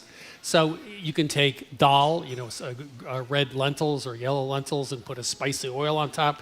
So, or take basic stir fries or how you cook chicken or pork chops. Different flavors, different cooking techniques. And so we just wanted to get those all in one place. As Christopher Kimball knows, I always cook something from the cookbook. in the old days when I first met him, I used to alter the recipes because I knew better, and I learned a little bit that I didn't know better. So far, what I've made, which I've never had before, I made these cod fillets with spicy cilantro sauce. Z-H-O-U-G, how do you pronounce that? Zug. It was unbelievable. And gochujang, I can't believe you mentioned that. I discovered gochujang, which is this red, thick Korean spicy chili paste. Yeah. It's unbelievable. I did a chilled noodle thing you did, and this chicken thigh thing. How big is gochujang? Is this like a huge thing that I just discovered? Well, it's been around for thousands of years. Okay, fine, okay. Besides that part. Well, no, it's sort of like people travel like we do, and we used to say we discovered. Then everyone got mad at us because obviously we didn't discover it. So, it's interesting. I just went to Calabria in southern Italy for a week. The things you thought you knew about that kind of cooking are mostly wrong. And it's so weird after all these decades of people traveling around the world, these food reporters come back, the Corby Cummers of the world, me. But when you go to a place like that and you see how they make something, it's always different. And so, gochujang, why not? It's been around forever. And different cultures have different kinds of fermented pastes. That's just what they have in South Korea. Beyond the How Great, you ever had it, by the way? Because in addition, it looks so beautiful. I know. It's got this deep, rich red look that is really extraordinary. You just mentioned Calabria, and I always think of them as being sort of traditional Italian food, which I'm probably wrong about, too. No, actually, you're right. I mean, first of all, I thought Calabria was flat and dry. So when I got there a couple months ago, it was mountainous and wet. So I was totally wrong. But people in Calabria and other places in the world, they don't try to make the best version of something. They just make their food. Yeah. So when they make a tomato sauce, one of the biggest misconceptions is they cook it all day or they add lots of ingredients. No, they'll take a couple cloves of garlic, cook it in oil for a couple minutes, throw out the garlic, add some passata, which is sort of a reduced tomato sauce, to the pan, maybe a few herbs. And they make it in 10 minutes. They make it in the same amount of time it takes to cook the pasta. So they don't, it's not like The Godfather and Sunday Gravy and they put the chops in and the sausages and everything else. It's just very simple. So they just cook their food and they're not grading their food all the time. They're not comparing it to something else. They're not writing 10,000 word articles about it. They're just eating the bloody food. And so it lets you relax around food. It's not, we're not worshiping food. It's not an art. It's food. You don't say this in the thing, so maybe I'm pulling something away that was unintended. The recipes I made, plus the ones, are pretty simple. Yeah. I don't mean simple like just a couple of ingredients. What was that great cookbook Cookish. you did? Where it had a number. Right. What was that? Cookish? I love that thing. This isn't limited ingredients, but everything, and I should have told you this too, everything is makeable. I mean, you don't need to be some haute cuisine kind of chef. Am I right about this or am I not? Well, we talked about this before, but think about French cooking in the middle of the 17th century. They got rid of all the spices and said, let's just present the essence of an ingredient and not muck it up. But that requires you have good ingredients, and that takes a lot of time and technique. You have to be Jacques Pépin to do that well. When you travel around the world, you realize people don't cook like the French cook. It's not about time. It's about you start with a pantry ingredient like fish sauce or soy sauce or whatever. You might have chilies. You might have all sorts of spices. So you have all these things available to you. So you don't need to cook for a long time to extract the essence of something because you have pantry ingredients that already have extract. Like gochujang is a perfect example. You could take a shoulder of pork and cook it for a few hours to make a shredded pork and throw in a little miso and gochujang at the beginning and walk away and come back. And you have fabulous flavor because it all came out of that little box of gochujang. So all the flavor doesn't have to be developed at home. You can buy it, as most people do. They have it there available to them. So like every household in Ethiopia or in the Middle East has their own spice mixture. Like every household has a different mixture, and they use it in everything. So if they're making eggs, they throw it in. If they're making rice, they throw it in. So they're used to adding flavor in a way that's easy. Right. So wait, before you go ahead, you mentioned Jacques Pépin. Yeah, have you heard the story on the street that there was a big dinner of his at BU? Oh, don't tell this story again. A few years ago. You've told this so many times. And Jacques Pépin only agreed to sit at our table if he could sit next to Marjorie. Okay. Is that a true story? He's a very charming and wonderful man. Is it a true story, yes or no? Story, okay, what do you make of that? Are you the defense and you're the prosecution? I want to make sure I get this right. I'm serious. Yeah. That was what happened. I wanted to ask a different How question. charming was He's he, very by the charming. way? He is the most charming. Oh, my That's God. what I wanted to ask you about. Where does he fit? Because I find him totally charming. I love the book he did with his granddaughter. I love the way he talks had her about on, remember, all with his, him, yeah. his illustrated cookbooks. Oh, the chickens? Oh, he's yes, a great artist. the chickens, all that stuff. And so where is he in the pantheon? For me, I think he's at the top because when you watch him cook, and that's why he does well on social media, it's all muscle memory. It's like watching Tiger Woods or something. He's not thinking. He doesn't have to think about what he's doing. He just does it. You know, you watch him bone a chicken, that great video. It's my favorite video. If you have nothing else to do tonight, Google Jacques Pépin chicken boning. And in 15 minutes, he will take every bone out of a chicken. And it's the most amazing. And it's so simple, So he has so much experience that when you watch him cook, it is such a pleasure because he's not thinking about, I better not forget that ingredient. Because he doesn't have to, there's nothing to forget. He just knows it all. Well, shouldn't that be kind of a goal for a lot of us, not to be like him, but the muscle memory thing, that where you've made a dish well enough that you feel confident about it? We talked about this. I mean, in the old days when I was young, people would have 30 or 40, 50 recipes. You have the little index cards. And so when your grandmother died, you'd inherit the 50 recipes. Yeah. Well, people weren't making Thai and then they do Chinese and then they do Oaxacan food and then they do Veracruz. They cooked the same recipes over and over again, so that's why they didn't need recipes. But you're cooking out of this, I'm cooking different things. If you're always cooking something different, there's nothing wrong with following a recipe. You're not going to get muscle memory. Yeah. If you do stir fries 3 times a week, then you don't need a recipe because you get the concept of the protein and the sauce and the vegetables, etc. So I think it's just a question of if you want to focus. When you focus, you don't need recipes. If you want to cook a lot of different cuisines, you're going to need recipes. Well, don't you feel you have muscle memory with prune chicken? Don't you feel you've developed that? Oh, this is silver palate. We're talking to Christopher Kimball. The latest book is from Milk Street 365, the All-Purpose Cookbook for every day of the year. One of the things you were doing that I assume is becoming huge in the food world are these international tours.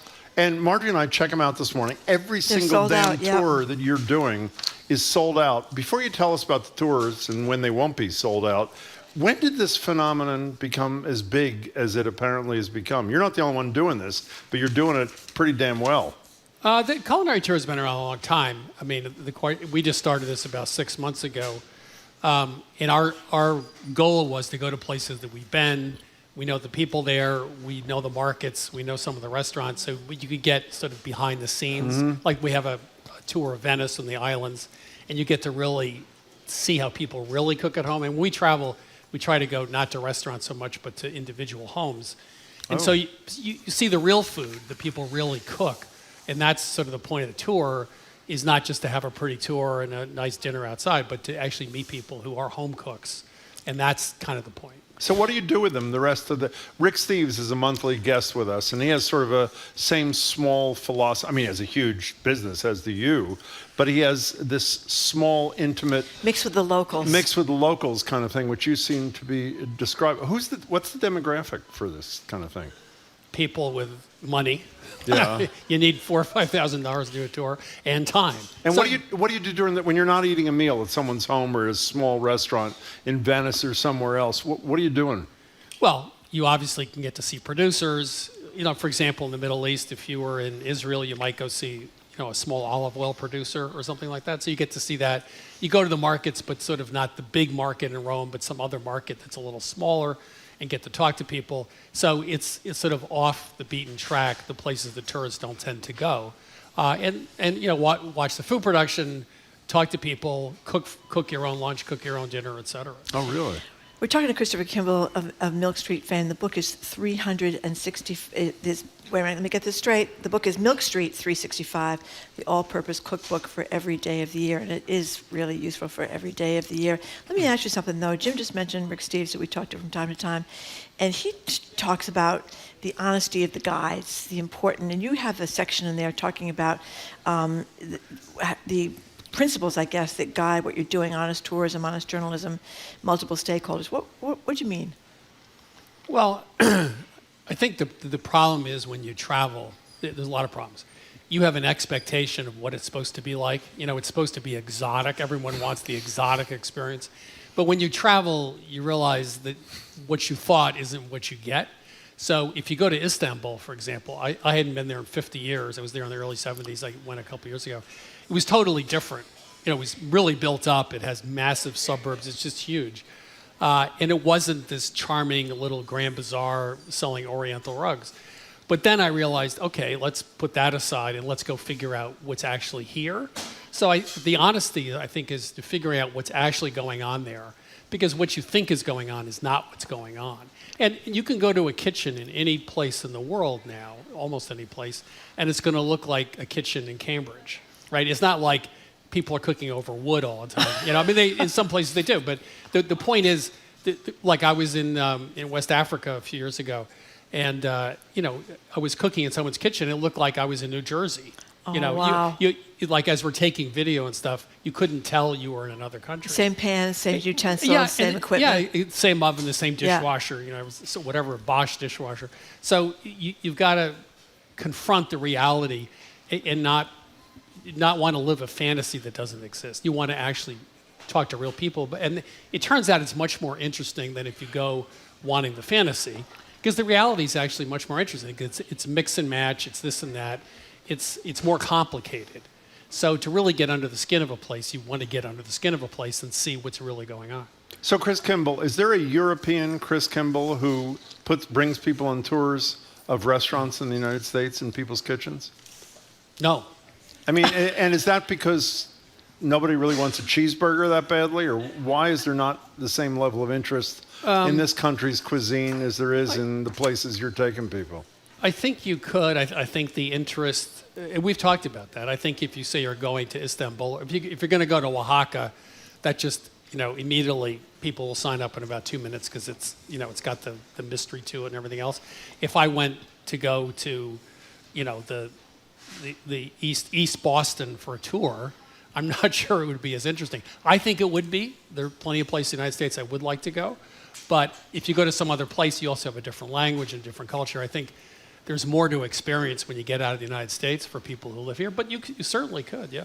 So can we talk about the rest of your empire for 2 seconds here? Empire, I like that word. But I it like is. that. I mean, Yeah. TV's coming back when? In September? Is that when? We launch in September. And what are you doing? We just started shooting a couple of weeks ago. We'll be shooting more in June. It's more of the same. We're changing up the show a little bit. There's more back kitchen stuff, like how we actually cook and prepare recipes. A little bit more science in the back kitchen. It's a little more casual. There's, you know, if you watch Rachel Ray, for example, whom I love, but I mean, when she cooks, she's telling a story. She's talking all the time. So there's a little bit more conversational aspect to the show, but it's still the same show. You know, when I first heard of you, it was your Cook's Magazine. You were doing all the recipe testing and the bunch of different recipes. That still goes on, the recipe putting together part. And just tell people how that happens when you have a new recipe and you're trying to figure out the absolute best way to make that particular dish. Well, the one we just did was cacio e pepe, which is a great example because it has 3 ingredients, right? It's great. Pepper, pasta, and pecorino or parmesan. Well, it's a great example because you go like, well, how hard could it be? Well, it turns out it's incredibly hard because you want to get a creamy sauce, not too fatty, and you want it to hold more than a couple of minutes. Because if you make cacio e pepe at home, it turns snotty in about 2 minutes. So you have to wolf it down. So I went to a bunch of restaurants in Rome. Took pictures, came back. It took weeks to figure it out. And in that particular case, it turns out the big thing is what pasta you're using.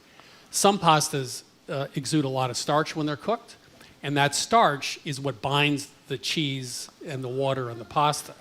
Some other pastas that are Teflon extruded have a very hard, shiny surface. They don't release the starch. The better pastas are bronze dye. There's no Teflon. They have a rougher surface, and they exude more starch. So to figure that out took, weeks of testing. And then it turns out also... So weeks of testing with all these different pastas. Yeah, we had to try different pastas. And we noticed, some of them had a very milky, white kind of, water to them, and some of them were clear. And then it turns out it's how much water you use. We ended up cooking pasta in 4 or 5 cups of water, not quarts of water. A couple other things. But so sometimes the simplest thing turns out to be the hardest. Or if you cook with ricotta in Italy, it's totally different. I mean, it's just a completely different thing than it's what it is here. So if you want to translate a recipe with an ingredient, sometimes it's the ingredient that's the problem. And so you're going to have to, are you going to drain the ricotta here? Or are you going to whisk it before you use it? Which brand do you buy? So there's a lot of translation. You know, Julia did exactly that back when she was doing her book. You know, she'd be given a recipe, and then she'd have to go talk to friends in the States and say, go buy a chicken. How big is it? What is it like? Because the chickens in Paris are different than the chickens in Boston. So she was the first one to really translate recipes. And she's very honest about that was her job. You know, is this going to work, in rural Pennsylvania versus, being in Provence or some other place? Well, it's definitely worked, because every time you make something from one of Chris's books, you tell me it came out, you can't believe how perfect. The recipes really work. I mean, they're really good, and the 3 I made here were terrific. Before you go, I have given Marjorie not 1, but 4 crock pots for gifts over the years, and she wanted to know, since you gave her a wok, would you like one of her crock pots that she's never opened? But would you have any interest in that? Well, the era of the crock pot's over now. It's the Instant Pot. So That's right. It's the Instant Pot. It's the Instant Pot, which I actually use. Yeah. You do. Yeah, so you don't want a crock pot. Is that no. Jim, I have wok energy now. Okay, well, so, excuse me. Marjorie has wok energy. That's right. That sounds very spiritual. Exactly. That's where I am. That's where I read that in your book, actually. Wok energy. Kimball, wok energy. That was right in there. Yeah. Exactly. Hey, Chris, the book is great. It's Thank you really very much. great. It's good to see you. Thanks so much, Chris Kimball. By the way, we should hold this up. Look at this. Look at this book. This is a big book. There you go. Do it sideways so they can see how huge this thing is. It's big. I'm building up my biceps. It looks great on radio. It does look great on radio. Yes. Thank you very much, Christopher Kimball. Very much appreciate Goodbye, it. Chris. And my wok has changed my life, so I'm very grateful to you and your wife. So thank you very much. We've been speaking with Christopher Kimball of Milk Street fame. His latest cookbook, it is a great cookbook, is Milk Street 365, the all-purpose cookbook for every day of the year. Gorgeous interviews with voters in Georgia about what they're doing in November, and also about the latest developments in the election interference trial of Donald Trump. You're listening to Boston Public Radio, 89.7 GBH. We are broadcasting live from the Boston Public Library and you're streaming at youtube.com/GBH News.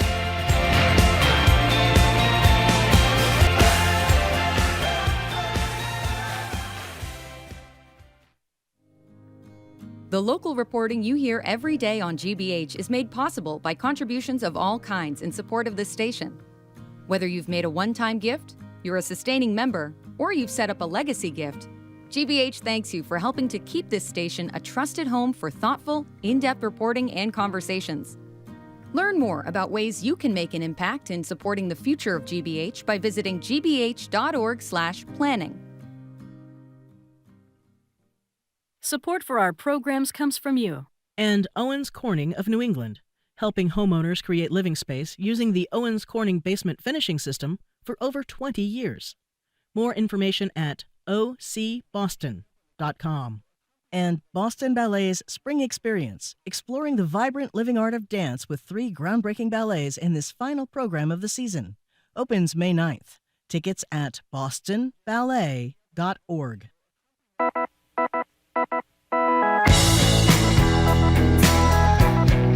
Welcome back to Boston Public Radio, Martin, for a remote broadcast. You're welcome. The governor will join us. Former EPA Administrator Gina McCarthy, who is from where, Marjorie?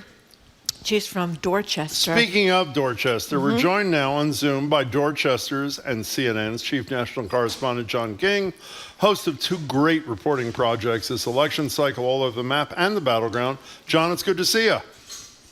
I'm glad that God's country is well represented. That's right. That's right. Thing. Yeah, Gina McCarthy's a wonderful woman. She's great. So the judge ruled this morning in the election interference hush money trial in Manhattan that Trump is going to have to pay a $9,000 fine. I guess that's the most the law allows for his multiple gaffes. But, I mean, do you think this is going to matter? Or do you think he's threatened with him with jail time, but I don't think that's going to happen. Or what do you think? Look, I think the judge here is in a remarkably difficult position in the sense that he's trying to be the judge, be in charge of his courtroom, enforce the rules that would apply to me and you and Jim and anybody else listening to this program, that if the judge sets the rules, you got to follow the rules. But he also knows that when he holds Donald Trump accountable, he is, at least in the short term, probably helping Donald Trump politically. I think we could make the argument about does it help Donald Trump in the long term. if people in the suburbs, swing voters, people who maybe voted for Trump in 2016 and Biden in 2020 and don't know what to do in 2024, I don't think any of this helps Donald Trump there. But in the short term, it allows him to play his grievances. It's a New York judge out to get me. Biden's in charge. None of that's true, the Biden in charge part especially. But so that's the box the judge is in, right? You know, in a normal trial, you violate a gag order, you get fined. You violate it again, you might go to jail or at least spend a few hours in there just to send a message to you. But this judge has to think everything he does. He has to think, A, what are the legal ramifications? And B, you know, the argument is he's not supposed to think about this, but how can you not think about politically what's going to happen here? You know, while this judge has been praised for a whole variety of reasons, including controlling a tough-to-control defendant, I'm not going to debate it again, but the fact that there's not a camera or an audio recording device in this courtroom is a grave injustice for the American people. And I don't think people are paying nearly as much attention as they should to this, because it's harder to pay attention to it than it would be if there were cameras there. John, it's hard to disagree with, I guess, huh? No, listen, yeah, we're in the transparency business. And so I think the bar is backwards here. I think the bar should be, you know, give me a good reason there shouldn't be a camera Exactly. in there. Yeah. As opposed to having to justify having a camera in there. And this is a discretion thing. So again, the rules are the rules. It's up to the judge and all that. But I just think in the age we live in that the reflex should be transparency, full transparency. And then you work backwards from there based on whatever circumstances, security, privacy, sensitive information. You know, I respect all that. Those are worthy debates, but I would start with open and move backwards from there. This one seems to be upside down to me.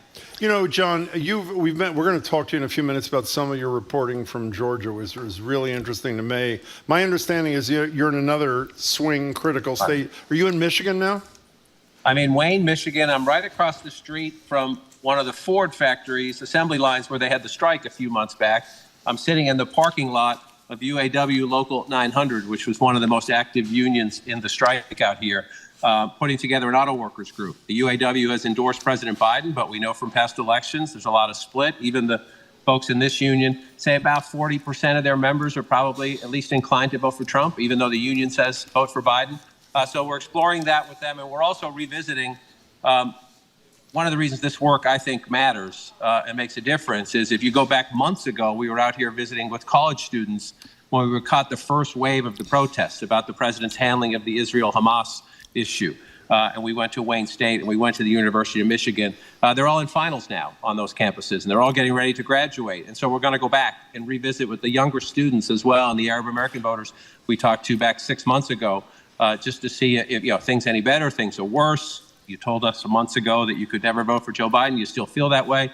So a new auto workers group, and then circling back with our students and Arab American group. I want to speak about the students in the whole Gaza situation, which is particularly an issue for the president, the current president, Joe Biden in Michigan, obviously because of the Arab American population. There was a story in the Times or the or the Washington Post the other day that this mayor, Abdullah Hammoud of Dearborn, refused to meet with a campaign official from the Biden administration, saying this is not about the campaign, this is about policy. He ultimately met with some policy people, but it's pretty clear to me, and I think to others, that what's happening in Gaza is causing damage, at least on the margins, to Joe Biden. So is the conventional wisdom within the Biden campaign that not only is a ceasefire the moral thing to do, but it's the politically necessary thing to have happen for Joe Biden? Yes. And again, if you ask a White House official who works for the United States government, they would say this is about policy. It's not our job to do the politics. But if you talk to the president's political advisors, some of whom work in the White House, who have to do both, they have to do policy jobs and try to protect him and help him politically, they get the math here. They get the optics here.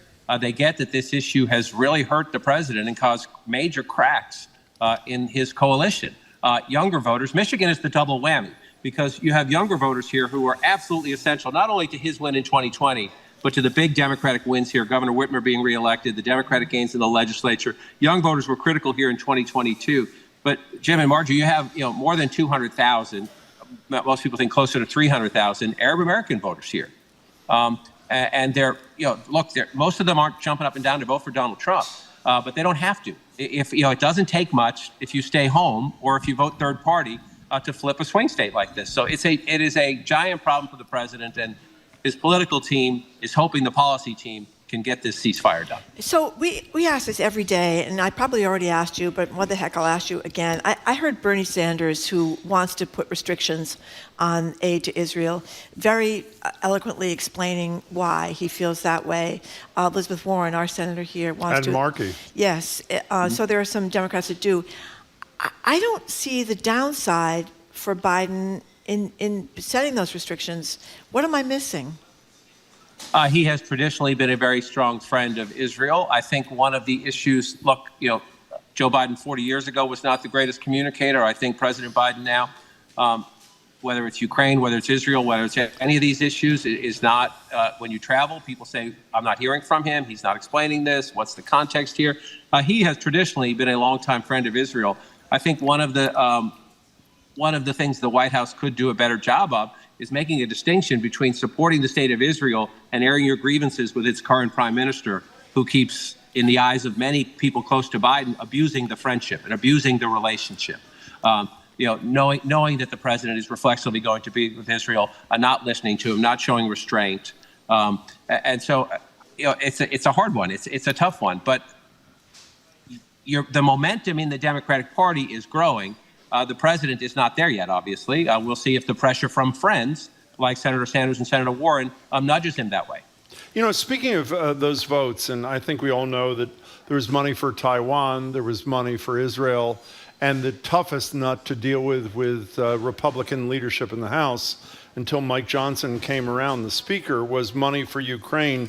This morning, I read, I think on Politico or somewhere, you probably had it on CNN too, that Hakeem Jeffries, the leader of the Democrats, has said, if necessary, they will protect Mike Johnson should there be a challenge to his speakership by the Marjorie Taylor Greenes of the world. We had Bill Keating here the other day, who just came back from Ukraine, Congressman Keating, who I'm sure you know, and he surely is not a radical. And he could not have been more emphatic that under no circumstance could he imagine ever voting for Mike Johnson for Speaker, even though he said, and I'm paraphrasing, he obviously did the right thing on this foreign aid stuff, according to Bill Keating.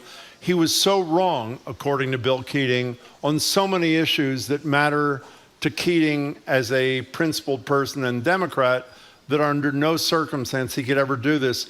How odd to you is it that the leader of the Democrats is saying, if we need to, we'll bail this guy out? It's incredibly odd. It's unprecedented. It's upside down. It makes no sense. But I think if you look at it from Hakeem Jeffries, Leader Jeffries knows that maybe Congressman Keating can't be with him on that, but that he can come up with enough Democratic votes to do it. So why would you do that? Number one, they don't want constant turnover and chaos. Number two, they do respect what Speaker Johnson did. And if you look at Speaker Johnson's rhetoric on Ukraine 6 months ago versus the last couple of weeks, he's a different person. It's true. It's a completely different thing. And so, and I think the Democrats also think, we're not going to get that much done between now and the election, but we're not going to get anything done if we have a rotating cast of speakers. And so he has earned our respect for now. And then you have an election where we'll see who the speaker is come next January. So I think Hakeem Jeffries is making the play. We do owe him a little bit. He came to our help here. We don't owe him a lot, but we owe him a little. And so let's not have constant chaos. Let's get through the election. Let's keep the government open. And then let's see who's got how many. How many of the D's have and how many of the R's have come January, and we'll move on from there. But you're right, whether it's Congressman Keating, who's, he's nowhere near. There are people far to the left of him. Of course. Who will have a hard time doing this. But the leadership essentially is saying here, let's stop the clown car. Get to the election, keep the government open. They're not, like I said, they're not going to do a lot more policy anyway.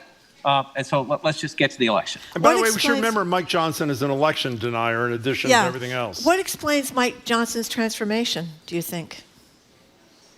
Well, if you talk our great Capitol Hill team, people at the White House say that they just finally, from reasonable Republicans and people at the White House just says, would you please look at the intelligence? Would you please look at the briefings? Would you please stop listening to some of your House Republican colleagues who every day are essentially repeating Kremlin propaganda? Yeah. And would you look at the long-term stakes here? And again, Mike Johnson 2 or 3 months ago sounded a lot like Donald Trump or Marjorie Taylor Greene when it comes to Ukraine. If you listen to him over the last couple of weeks, he sounds like Ronald Reagan. And so there's just been a dramatic transformation. He talks about Putin marching across Europe. He talks about the threat of Putin. He talks about the message this would send to China. He sounds a lot like President Biden or Mitch McConnell. He sounds like a traditional stand-up. Democracy should stand up and protect democracies. Number one, Putin in Ukraine. And then number two, Xi Jinping is watching. So we better be careful what we do here. You know, John, I mentioned your reporting from Georgia. I just want to broach one thing with you. Among the people you interviewed is this Kim Cavalieri, a school nurse in Gwinnett County. And while admittedly in 2016 and 20, as you report, she voted for third-party candidates, here's how John King describes her big issues: health care, prescription drug costs, abortion rights, opposition to the availability of assault-style rifles. I would assume if you were talking to a Biden campaign person, they would say, let's go hug this woman. In Georgia, she's not voting for him. She thinks he's too old. Is that how symptomatic of the problem that Joe Biden is facing is that, John King? You run into a lot of that. If you listen to the piece, Jim, she talks more like us. Kim's originally from North Attleboro. Oh, I didn't know that. Oh, great. Yeah, she's a transplant. She parks cars in Georgia, it was funny. I knew that by the end of that I was going to be parking cars, like hanging out with my family. But the interesting part there was in a place, 11,779 votes decided Georgia. Yep. And so in a place like that, every shift matters. Right. And so if young voters are mad about Israel-Palestine, for example, that's hurt Biden. I met a young Vietnamese woman who was a COVID ICU nurse, who now she started a small business to get away from the stress. She runs a tea shop now to get away from the stress. She sat out 2020. She thinks she'll vote this time, even though she too has reservations about Biden's age. But the abortion issue is motivating her. Kim Cavalieri in that interview said that maybe I'll have no choice to vote for Biden. She has profound reservations about his age, and she's asked me a lot of questions about Kamala Harris. She said, I don't know her. I haven't seen her. Can I trust her?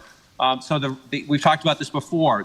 The lack of visibility for the vice president over the last 4 years is also a factor. She's more active right now. We'll see if she can answer some of these questions.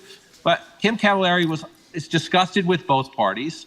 So she voted third party in 2016 and 2020. That's her inclination now. But that's why we do this reporting, Jim, and circle back, because she had this thing about, now that she realizes Georgia is a battleground, it was shocked. It was a shock to everybody down there that it was so close. And so it's like, maybe in the end I'll have to do it. So that's why we keep in touch to see if she stays third party or if she comes to Biden in the end, despite those reservations. Really interesting reporting, I should say. Really, really interesting. Trump has been criticizing the biggest, I guess, threat third-party candidate-wise is Robert Kennedy Jr. Trump was criticizing him, so he obviously thinks he could hurt him as well as Biden. Look, this one fascinates me, and I can't tell you. I mean, I think globally, I've said this before, the third-party candidates, not just Kennedy. Jill Stein was out here in Michigan just last week or 10 days ago campaigning. The Green Party convention is not till July, but she thinks she will be the candidate. Trump has a hard time getting to 50 in a lot of places. So globally, first reflex, third-party candidates help Trump. But when you travel, whether it's the anti-vax stuff, whether it's he's slamming the establishment all the time, you do find Trump voters, Republican voters, who are now maybe not happy with Trump. There's one in that Georgia piece that I just did last week. Guy who runs a winery in about an hour north of Atlanta. Very careful about what he says because a lot of his customers are from blue, the blue Atlanta and the suburbs. He's a Republican, a Christian conservative, doesn't like the Stormy Daniels stuff, has a hard time voting for Trump. He says he'll take a look at Kennedy. Again, will he be there in the end when you realize, if you don't vote for one of the major party candidates, you might be helping. So we'll see what happens in the end. But Kennedy does have pockets of support among what I would call younger Republicans who voted for Trump because they thought he was new and different and don't find him so new and different and are still looking. John King, thank you very much. Good luck in Michigan. Great to see you, John. Really enjoying the on-the-road reporting stuff. So it's great. It's great. Appreciate it. Thank you very much. Thank you so much. We've been speaking with CNN Chief National Correspondent in Dorchester's own John King, host of 2 reporting projects this election cycle, all over the map and the battleground. Thanks again to John King. Okay, up next, we're opening the lines to get your thoughts on America's and Boston's losing battle with rats. Should we just learn to live with them? They're not going away. They're mating like rabbits. Everyone knows that they'll survive the apocalypse, the rats and the roaches, Jim. So maybe we should just embrace them and forget Jim's overhyped hysteria. You're listening to Boston Public Radio, 89.7 GBH, live from the Boston Public Library, streaming on youtube.com/GBH News.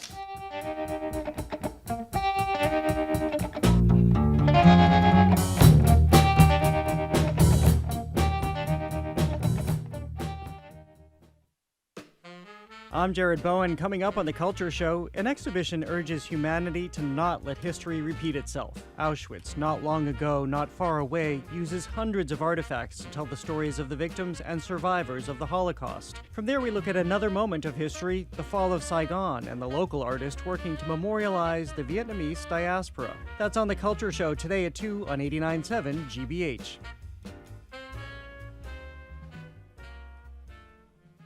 Support for GBH comes from you and Q Legal, providing legal marketing solutions for law firms in Boston and beyond. Marketing strategies include websites, social media, video, and search. You can learn more about their services at qlegal.com. And Mass Cultural Council, an independent state agency committed to supporting the vibrant creative and cultural sector of Massachusetts. Learn more at massculturalcouncil.org. Welcome back to Boston Public Radio. Marge Regan and Jim Browdy live at the library, streaming at youtube.com/GBH News. We're going to end today's show in the gutter, Boston has a rat problem. City has responded with poisons, bait boxes, snap traps, and the city council, through Ed Flynn, has considered a rat czar. That's but right. Is there a more sustainable and eco-friendly way to handle the rats without killing off their natural predators like, eagles and owls by unintentionally poisoning them too? Should we just stop worrying and learn to love the rats? Maybe, as Lauren Hunt writes in the Boston Globe, we should make rat spotting just part of our nightly activities. They count the number of rats they see, she and her friends. Rat safari. And learn to, as she calls it, cohabitate. She says, at the very least, rat spotting is free nightlife in Boston, which is hard to come by. The number is 877-301-8970. What do you propose we do about our not-so-furry-tailed friends? Is it time for an all-out effort from the city, a la a rat czar or some of the big effort, to rid ourselves of these rodents? Or is Lauren Hunt onto something? Let's just give up the fight and fully embrace our status as Rat City and make them our friends. 877-301-8970. Where are you on this issue, Marjorie? I'm with Lauren Hunt. I think you just What? because they're everywhere, and you just have to stop being so afraid of them. And you don't want to. You ever had a rat on your street? All the time. And you're okay with that? I am okay. I've had a rat under my porch. And you're fine with that? Well, I didn't like the rat under the porch, but you know what happens when you get rid of the rat under the porch? No. The next group of rats come in and they get underneath the porch. Listen to this fertility. A 6 to 8 I week know, old this is female incredible. rat I can know. become pregnant at 6 to 8 weeks with 10 to 12 pups. So that means the 6 to 8 week old female has the 10 to 12 pups, and then 6 weeks later, those 10 to 12 pups, or at least the ones that are girls, are producing ever more little pups. So it's a losing battle. You're not going to get that many bad diseases from them with something called leptospirosis or something like that. Is not They good. jump That's 3 feet in the air. They jump 3 feet in the air. That's You right. okay They with can that? climb wires and poles. I'm not crazy about them. You okay Jim. with them in your toilet? You read these stories in well, Somerville? That's pretty They show bad. up in your toilet? I think what we should do is consider rat contraception.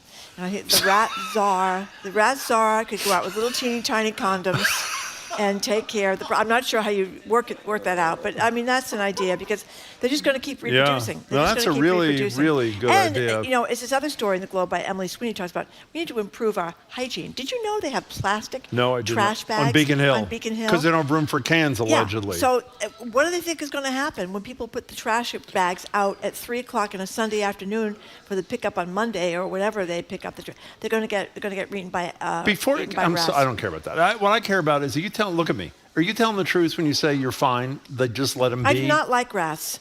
I had a rat walk across my kitchen floor about 5 years ago. That was very upsetting. And what'd you do about that? We had to evacuate the house, Jim, because Can I tell you something? the rat was bigger than the dog. Let me just say, if a rat came in my house, Yeah. I'm not joking, I'd put my house on the market. I I'm not kidding. You got to plug all the holes so they can't get into the house. I mean, these rats are. There was one of my favorite videos. I know you're going to mention Pizza Rat because Marjorie loves the video. You know what happens if you poison the rats? The dogs eat the rat poison. Well, no, they have special the birds stuff. Okay, and fine. the owls and all those Let me things. just tell you something. There's a video that's even better than Pizza Rat. I think it's from Chicago. Oh, the rat dog? No, this Donut. cat is chasing a rat. I've seen that. And the cat is really fast. The rat is faster. After about 30 seconds of chasing it, the rat stops, turns around, and starts chasing the cat. The cat starts and I've running. never seen a more petrified animal. Yeah. That's how I'd feel. I thought you were talking about rat donut. No, there is rat donuts like Pizza Rat. Right. There's Pizza Rat and Rat Donut where you see the little rat carrying the pizza and then carrying the rat. We're going to set the scene here, Jim. We are? Yeah, we have a little sound here because From what? I'll tell you where there's a lot of rats. Where? Alston. This is going to set the scene. A gang of Alston rats patrolling Harvard Avenue in the wee hours of the night. Here it is. Rats, we're rats, we're the rats. We pray at night, we stalk at night, we're the rats. Pathetic. I'm the giant rat that makes all of the rules. Let's see what kind of trouble we Okay, thank you. That was great. Okay. By the way, that's not funny. I want to be clear. Thought it was a riot. It's not funny at all. Yep. Rats are terrifying. By the way, just one more thing. There are stories. There are not that many, I admit. What I mentioned a minute ago in Somerville, I think they said 2 or 3 last year that they knew about. You open the toilet seat and there is a rat swimming around at least in they the were damn. Dead. No, one Imagine was if not you dead. opened- I thought they one were dead. was not dead. And it come flying out at the person? It waves to you essentially and then jumps 3 feet. Okay. Let me but tell you, wouldn't want there's that to nothing more happen. terrifying But than you a know rat. what? And they are big. We've only heard about this twice, Jim. It What? doesn't happen very often. And by the way, Paris has been considering living with the rats because they have the same problem over there. Cohabitation is where they're How going. do you know that? Because the 'Cause woman wrote that? You don't know that. Yes, It's in because an they're assessing op-ed. the health risks rats pose, and they're countering the prejudices. We're prejudiced against rats, and that's the bottom line. And as they point out over there in Paris, what we're doing isn't working. There's just more and more rats and more trash, and that's the way it is. So one of the questions that we should have posed, I didn't know you were going to broach what you did before. Would you be willing to pay, let's say, a small surtax on your meals tax to fund little rat condoms? That's what Marjorie's idea is. Tiny. I think that obviously someone applauded. There's one person willing to do it there. Oh, is this an AI of me holding a rat? Yeah, let me tell you something. Not in this lifetime. Mary in Watertown, we're talking rats here on Boston Public Radio. What's up, Mary? Hi, guys. I've been listening to you forever. Love you, love you, love you. Thank you. My calling. Thanks. Water drowning in rats. Can't come out of your house after 7 o'clock without seeing them. They're allowing all of this. Hey, Mary, we're going to put you on hold because you're whatever that word is. You're coming in and out, but we want to talk to you because I did hear you say Watertown is drowning in rats. So we'll take another call and we'll hope the connection is a little better in a second. Rats. I probably see 10 rats a week. No, you don't. I do. 10 live rats in Brookline? Running across the street. No, you don't. You're making that up to make a point. I do. There's a big apartment building right down the street from me. They put out there 15 trash. And they are contained. They're closed. And where do you go? Come here. No, I don't interact with them, Jim. I just see them running around, and I try not to You antagonize see 10 them. live rats a week. I would say absolutely. That is disgusting. Jim, if you don't see 10 live rats a week in Cambridge, you're not getting out there. I'm not saying I don't get out there. You walk around a lot. I see see a lot mostly of rats. smushed rats. Well, you see a lot of those too. People dead drive ones over with their them kind of long thing. tails. Yeah. Derek from Weymouth just suggests we all get cats. Well, you know, some cats, I mean, like I told you, that cat was scared of that. Some of these rats are huge. My cat you know got that? bitten by a rat. Is that true? Yeah, a lot of cats get bitten by rats. That's If really you have sad. outdoor cats, they go after the rats. We're going to try Mary in Watertown one more time. Okay. Mary, let's see if this works. Go. Okay, can you hear me? Yeah, perfect. Yeah, so I think part of the problem is they allow tons of construction without any mitigation for already problematic areas. They've had people complaining that they've chewed through the car wires. It's disgusting. We're losing you again, Mary, and I'm sorry. What I did hear you say, and one of our coworkers described, was this Zoe who talked about this? Mary just mentioned that rats eat the car wires. Yeah. Because aren't they surrounded by rice or something? And that's another problem. Mary, I'm sorry the connection is bad, or else we'd continue. But thank you very much for your thoughts. We hope you stop drowning in rats in Watertown. Did you see Aaron Lakefield's What'd he idea? say? What'd he says say? we should all get South Dakota Governor Kristi Noem to come to Boston And shoot all the rats. That is because Kristi Noem confessed that she shot her 14-month-old puppy because the puppy wasn't good enough hunting dog and it bit her. That's what. Cricket. Cricket, yeah. Is she North Dakota or South Dakota? I think she's.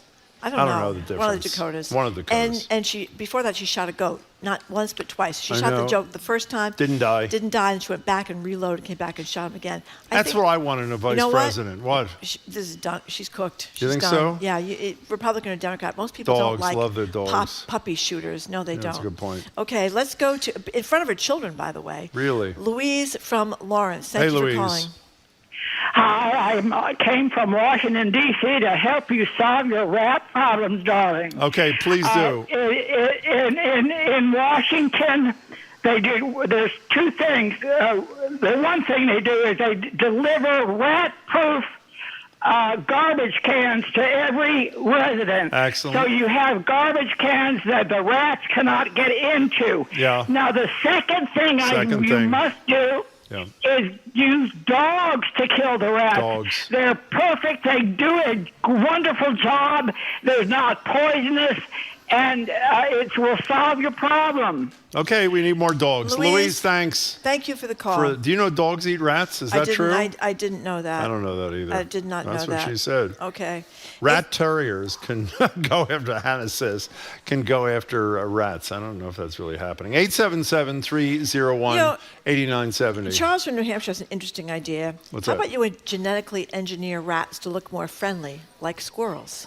I mean, squirrels are That's not... a really good question. Yeah. Why do we not have the same? Because they're cute. We're supposed to think of, according to this Lauren Hunt person, or maybe somebody else wrote this, we're supposed to think of rats and squirrels the same way as urban wildlife. They're rodents. Is a squirrel a rodent? I believe a squirrel is a rodent. But it's got like a fluffy tail as Right. opposed to that little tail. Yeah, they're very cute. What was the name of that guy that was on our show that repaired broken bones of and he wrote a book about it. Pepito. Yeah, Pepito That was the name of the little squirrel. Right. Yeah, he built a little treadmill for the little squirrel.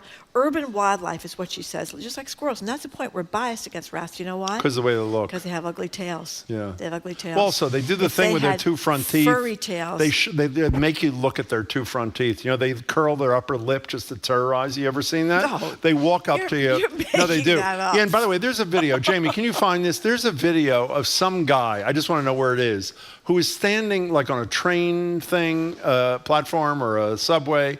You see this video? And the rat crawls up the guy's leg. Have you ever seen that? Yeah, it's happened once in like a millennia. Well, what if it was you? Here's some sound. What? For this is the Pixar classic. You're making too light of this. Ratatouille. Okay. Oh, I don't want to hear Ratatouille. And our hero, okay, the fine. rat Remy, is having a similar conversation with his dad about finding peace between the rats and the human beings. Take a good long look, Remy. Now this is what happens when a rat gets a little too comfortable around humans. The world we live in belongs to the enemy. We must live carefully. Dad, I don't believe it. You're telling me that the future can only be more of this? This is the way things are. Okay, thanks. That's about enough of that. Thank you very much. Ratatouille. That's really nice. Would you want to kill Ratatouille? A man in South Boston thought he'd take a video of a large rat. This is in the Boston Globe last year. Do you know what happened? It ran the up his rat leg. ran up his leg. He probably had a peanut butter sandwich. What do you in his think pants. of that? He shouldn't Is that have a peanut butter sandwich in your pants? Are you glad to see me? Actually, That's it's where probably that saying tuna comes fish, from. which would smell more than the peanut butter. Exactly. He shouldn't have done that with the Are food you in his trying to be pants. tough so that I'm embarrassed? No, I just think, I mean, at some point, I think you have to, if you're No, you living in the don't. city, you are going to see a lot of rats. You ever walk by a dumpster?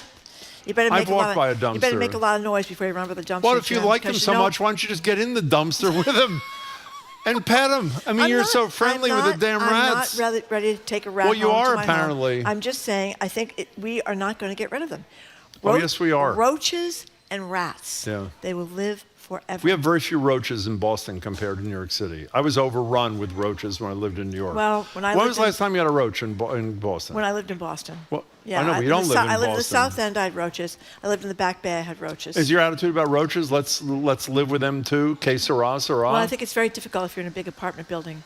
I mean, that is one of the issues, the social hygiene. You can't leave. I can't believe Beacon Hill, of all places, That's weird. lives This is in the Globe. Must be true. Trash bags out on Beacon Hill. What do they expect is going to happen? Did I ever tell you what I did in my apartment? All those Brahmins up there, wouldn't they like to have nice, secure trash bins for all their stuff? My last apartment in New York City was on Riverside Drive, and what I would do is I would put a piece of cheese out on the counter at night, and I would turn all the lights off in the apartment, and then I'd turn the lights on and see how long it took for the cheese to be invisible, buried under the cockroaches. I think that's what I did. That is disgusting. When I lived at the corner, this is to show how things have changed. When I lived on the corner of Commonwealth Avenue and Berkeley Street. And what happened which there? is now a very high-end It's area. very high-end, yeah. Infested by roaches. Really? Yes. Did you ever do what I just did? Yes, I think I did what Covered you just the I think cheese? you stole my story. No, I did not steal your story. Now listen to this. This is from Josh Leffler, who's president of the Beacon Hill Civic Association. What did he say? He's lived in the neighborhood there for years. And he talks about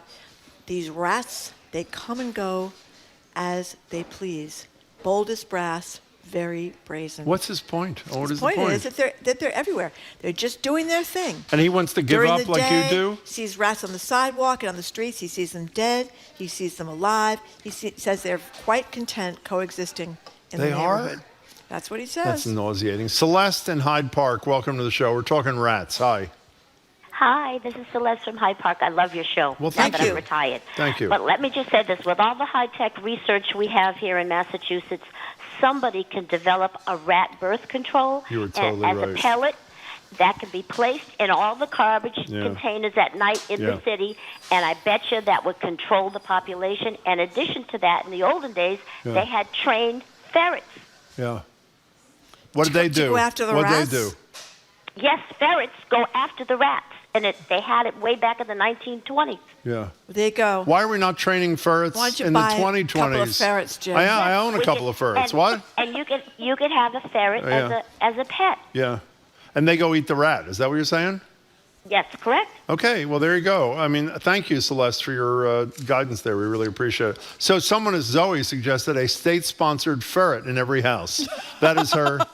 Ferrets are pretty cute, You ever actually. see ferrets at the pet store? They love their little hammocks. They have little do? hammocks and they swing back and forth. They have little condoms, too, or I no? don't know if they have little condoms, but I know they're not reproducing at the rates that rats are. I mean, rats are really, can't be stopped, Jim. Well, I think they can be stopped. I think that, no, by the way, that Celeste had a wonderful idea. Why isn't there some sort of chemical have you been thing talking about that rats? stops them from Remember reproducing? when the Big Dig was happening? We I had do. the I Pied remember the Piper Big of Dig. rats. They had a picture of the paper. He was leading all the rats down 93 North. Jim, it was pretty funny. Listen to this. Jim, I'm never, as an anonymous texter, of course, I'm never on your side, but this time I am. I was walking in Harvard Square once, and I was walking, a rat came across my natural stride, across his natural stride, Marjorie, and he kicked it, or he or she or somebody kicked it. I was a mistake, gross. Luckily, I had my winter boots on. So there you go. I mean, how about that? Well, he should have elaborated. What do you mean it was a mistake? Did the rat attack? Or did you kill the rat? Or what happened? Crawled up his pant leg. I know this guy. Up his pant leg into his underwear. And let me tell you, you ever had that happen to you? You don't want to have that happen to you. It is horrible. Okay, Susan in Sonnet says, after listening to the rat segment, I'm left to think Jim needs to get out more. Time to get out of the backyard. Jim, that's a I've very never good seen point. one in our backyard. I've seen them on the street. We have them on Inman Street in Cambridge. We do. Okay. I'm not happy about that. Okay, well, I mean, I'm not happy about it at all. What do you want? Do you want to poison them? I want to kill them. You're not going to get rid of them. No, what Celeste said. You do that birth control thing, not the condoms. Well, no wouldn't one. you think- Who's going to put a condom on a rat? Excuse me, what do you do for a living? I'm a condom applier for rodents in Boston. They give them a little pill that makes them sterile Jim, or something. You know what I think? No. I think if there were a little pill to make them sterile, we would have one by now. No, it's because of people like you who are not troubled by it that lobby against I it. don't think that's the reason. Okay, fine. Paul and Worcester, what do you think, Paul? Paul, what's up? Thank you, Marjorie and Jim. Thank you. Thank you for calling. I have two comments. Yep. Rats are actually highly intelligent and very clean, but they eat garbage because they're homeless and are pretty much forced to dumpster dive for food. Yeah. That's one comment. That's sad. The other is, if you're going to eat a rat, you probably want farm raised, not wild caught. That's an excellent point. That's what I've been thinking about all day, Paul. Thank you for sharing that with me. Who wrote this note to us right now? Jamie just wrote, you know what they don't have in New Hampshire? Rats or sidewalks, Marjorie. By the way, I'm sure they have rats in New Hampshire. There are rats everywhere. There are just more rats in urban areas because remember during the pandemic? No. That was when we really were in a mess with rats because restaurants closed during the pandemic. Yeah. So the rats had to relocate. I remember that. So instead of being in like alleyways behind the restaurant, they were in everybody's houses, and that's when the reports of rats really went through the roof. And then when you have construction, that's always a disaster. Horrible. Yeah, they're building. By the way, I don't something like next to you. mice either. I want to be clear. Mice are a little better because they're Mice are tiny not even little as things. big as your thumb. When they crawl up your leg under your pants. You ever had that happen to you? Jim, you seem to be obsessed with this idea of the rodents crawling up your leg and Listen into to your this. pants. Aiden writes this, our colleague. Turns out rat contraception is actually a thing, Marjorie. Oh, PBS excellent. reporting this month on a rat problem in New York. The contraceptive called Contrapest, which I'm going to buy tonight, is contained in salty, fatty pellets that are scattered in rat-infested areas as bait. It works by targeting ovarian function in female rats and disrupting sperm cell production in males. Well, it's called all I can say is, Contrapest. bring it on. That would be very Exactly. good. Because these poor mommy rats are overwhelmed by their 10 and 12 puppies. They are. I mean, how can they bring them They're up 6 alone? weeks old and they're pregnant. That's right. Really? With 10 and 12 puppies. Yeah, shouldn't let them out of the house. Do you know they call baby rats puppies? They're not puppies. They're pups. That's what they They're call not them. puppies. They're pups. Okay, They're well, pups. I think they're puppies. Who says puppies? It's in the story. No, it's not. Margie's making it up. I can tell by looking at her. It's pups. Greg and They're Renata. pups. Oops, Greg just hung up. Wow. Sorry, Greg and Renata. I Okay. don't know if we said something that offended you. Let's go to Harry in Taunton. Hi, Harry. Hey, Harry, what's your deal? Hi, guys. Yeah. Yep. Oh, another rotten connection. Try again. Say it again. What? Yeah, first I call. Oh, this is horrible. Harry's a it's a bad first-time connection. caller. I'm sorry, we can't hear Harry, you. please call us tomorrow. We want to hear your first call, and we'll even take a rat call tomorrow. But the connection is horrible. We can't hear you. Harry, thank you for the call. You have anything more to say, or what? No, I guess that's it. We can move on. We're done. No, I don't think we want to move on because we didn't resolve it at all. Why are you giving up? I mean, it's so weak on your part. Fight and see what you can do. Because you told me to stop at 2:51. Oh, I did tell you to stop. That's what I'm doing. I didn't tell you to give up the fight, Yeah, though. well, it's to be continued, Jim. Okay, fine. And by the way, think Ed you really Flynn, should. city councilor Yep. from South Boston, is proposing a rat czar, and I am with him. Let me just say that. We've had rat czars, Jim, since the big dig, and nothing has changed. I don't think we have, actually. Thank you for listening to Thank another you. edition of Boston Public Radio. Yeah. Thanks for coming down to the Boston Public Library. People Thank came you. down here. You can keep up with us They're 24/7 applauding for the rats. by way of our podcast. Tomorrow, we're going to be back here at the BPL with Harvard National Security expert Juliet Kayyem, Boston Globe business columnist Shirley Young, the Bay State banner's Ron Mitchell, director Maurice Parent, and actor Kai Clifton from A Strange Loop. We saw it the other day at the Frontport Collectives and Speakeasy Stage. It won a Pulitzer Prize. And two Tonys. And two Tonys. Going to talk to the performers and actors from there, plus a women's health panel. That's going to be great, talking about mental health leadership and women's health research. That's going to be terrific. Our crew, we want to thank them.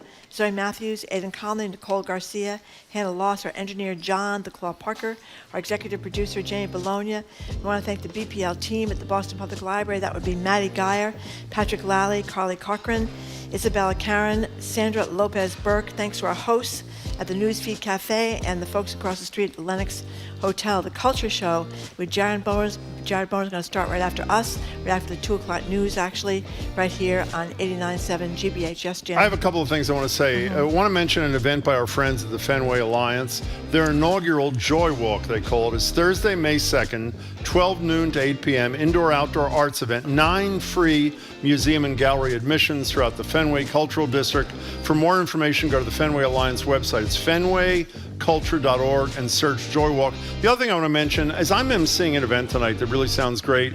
This is called Following in Her Footsteps, about Eleanor Roosevelt. They're recognizing a couple of people, Colette Phillips. Oh, great. Evelyn Murphy, former Terrific. lieutenant governor, has been working equal wage. So the governor's going to be there too. And it's really a terrific event, and I'm proud to be doing it. If you go to Valkill, which obviously is the rustic retreat that was created by Eleanor Roosevelt and some of her friends, VALKILL.org. You can get tickets, and I hope to see you there. That's it. I'm Jim Browdy. I am Marjorie Egan. Thanks again for tuning in today. Hope you can tune in tomorrow or come visit us at the Boston Public Library. And meanwhile, have a great afternoon. See ya. What's interesting? What's going on around town? We're talking all things arts and culture on The Culture Show. Next on GBH 89.7. Funding for our programs comes from you and the University of Massachusetts Amherst. United around a vision for public access to revolutionary education, UMass Amherst gives students the opportunity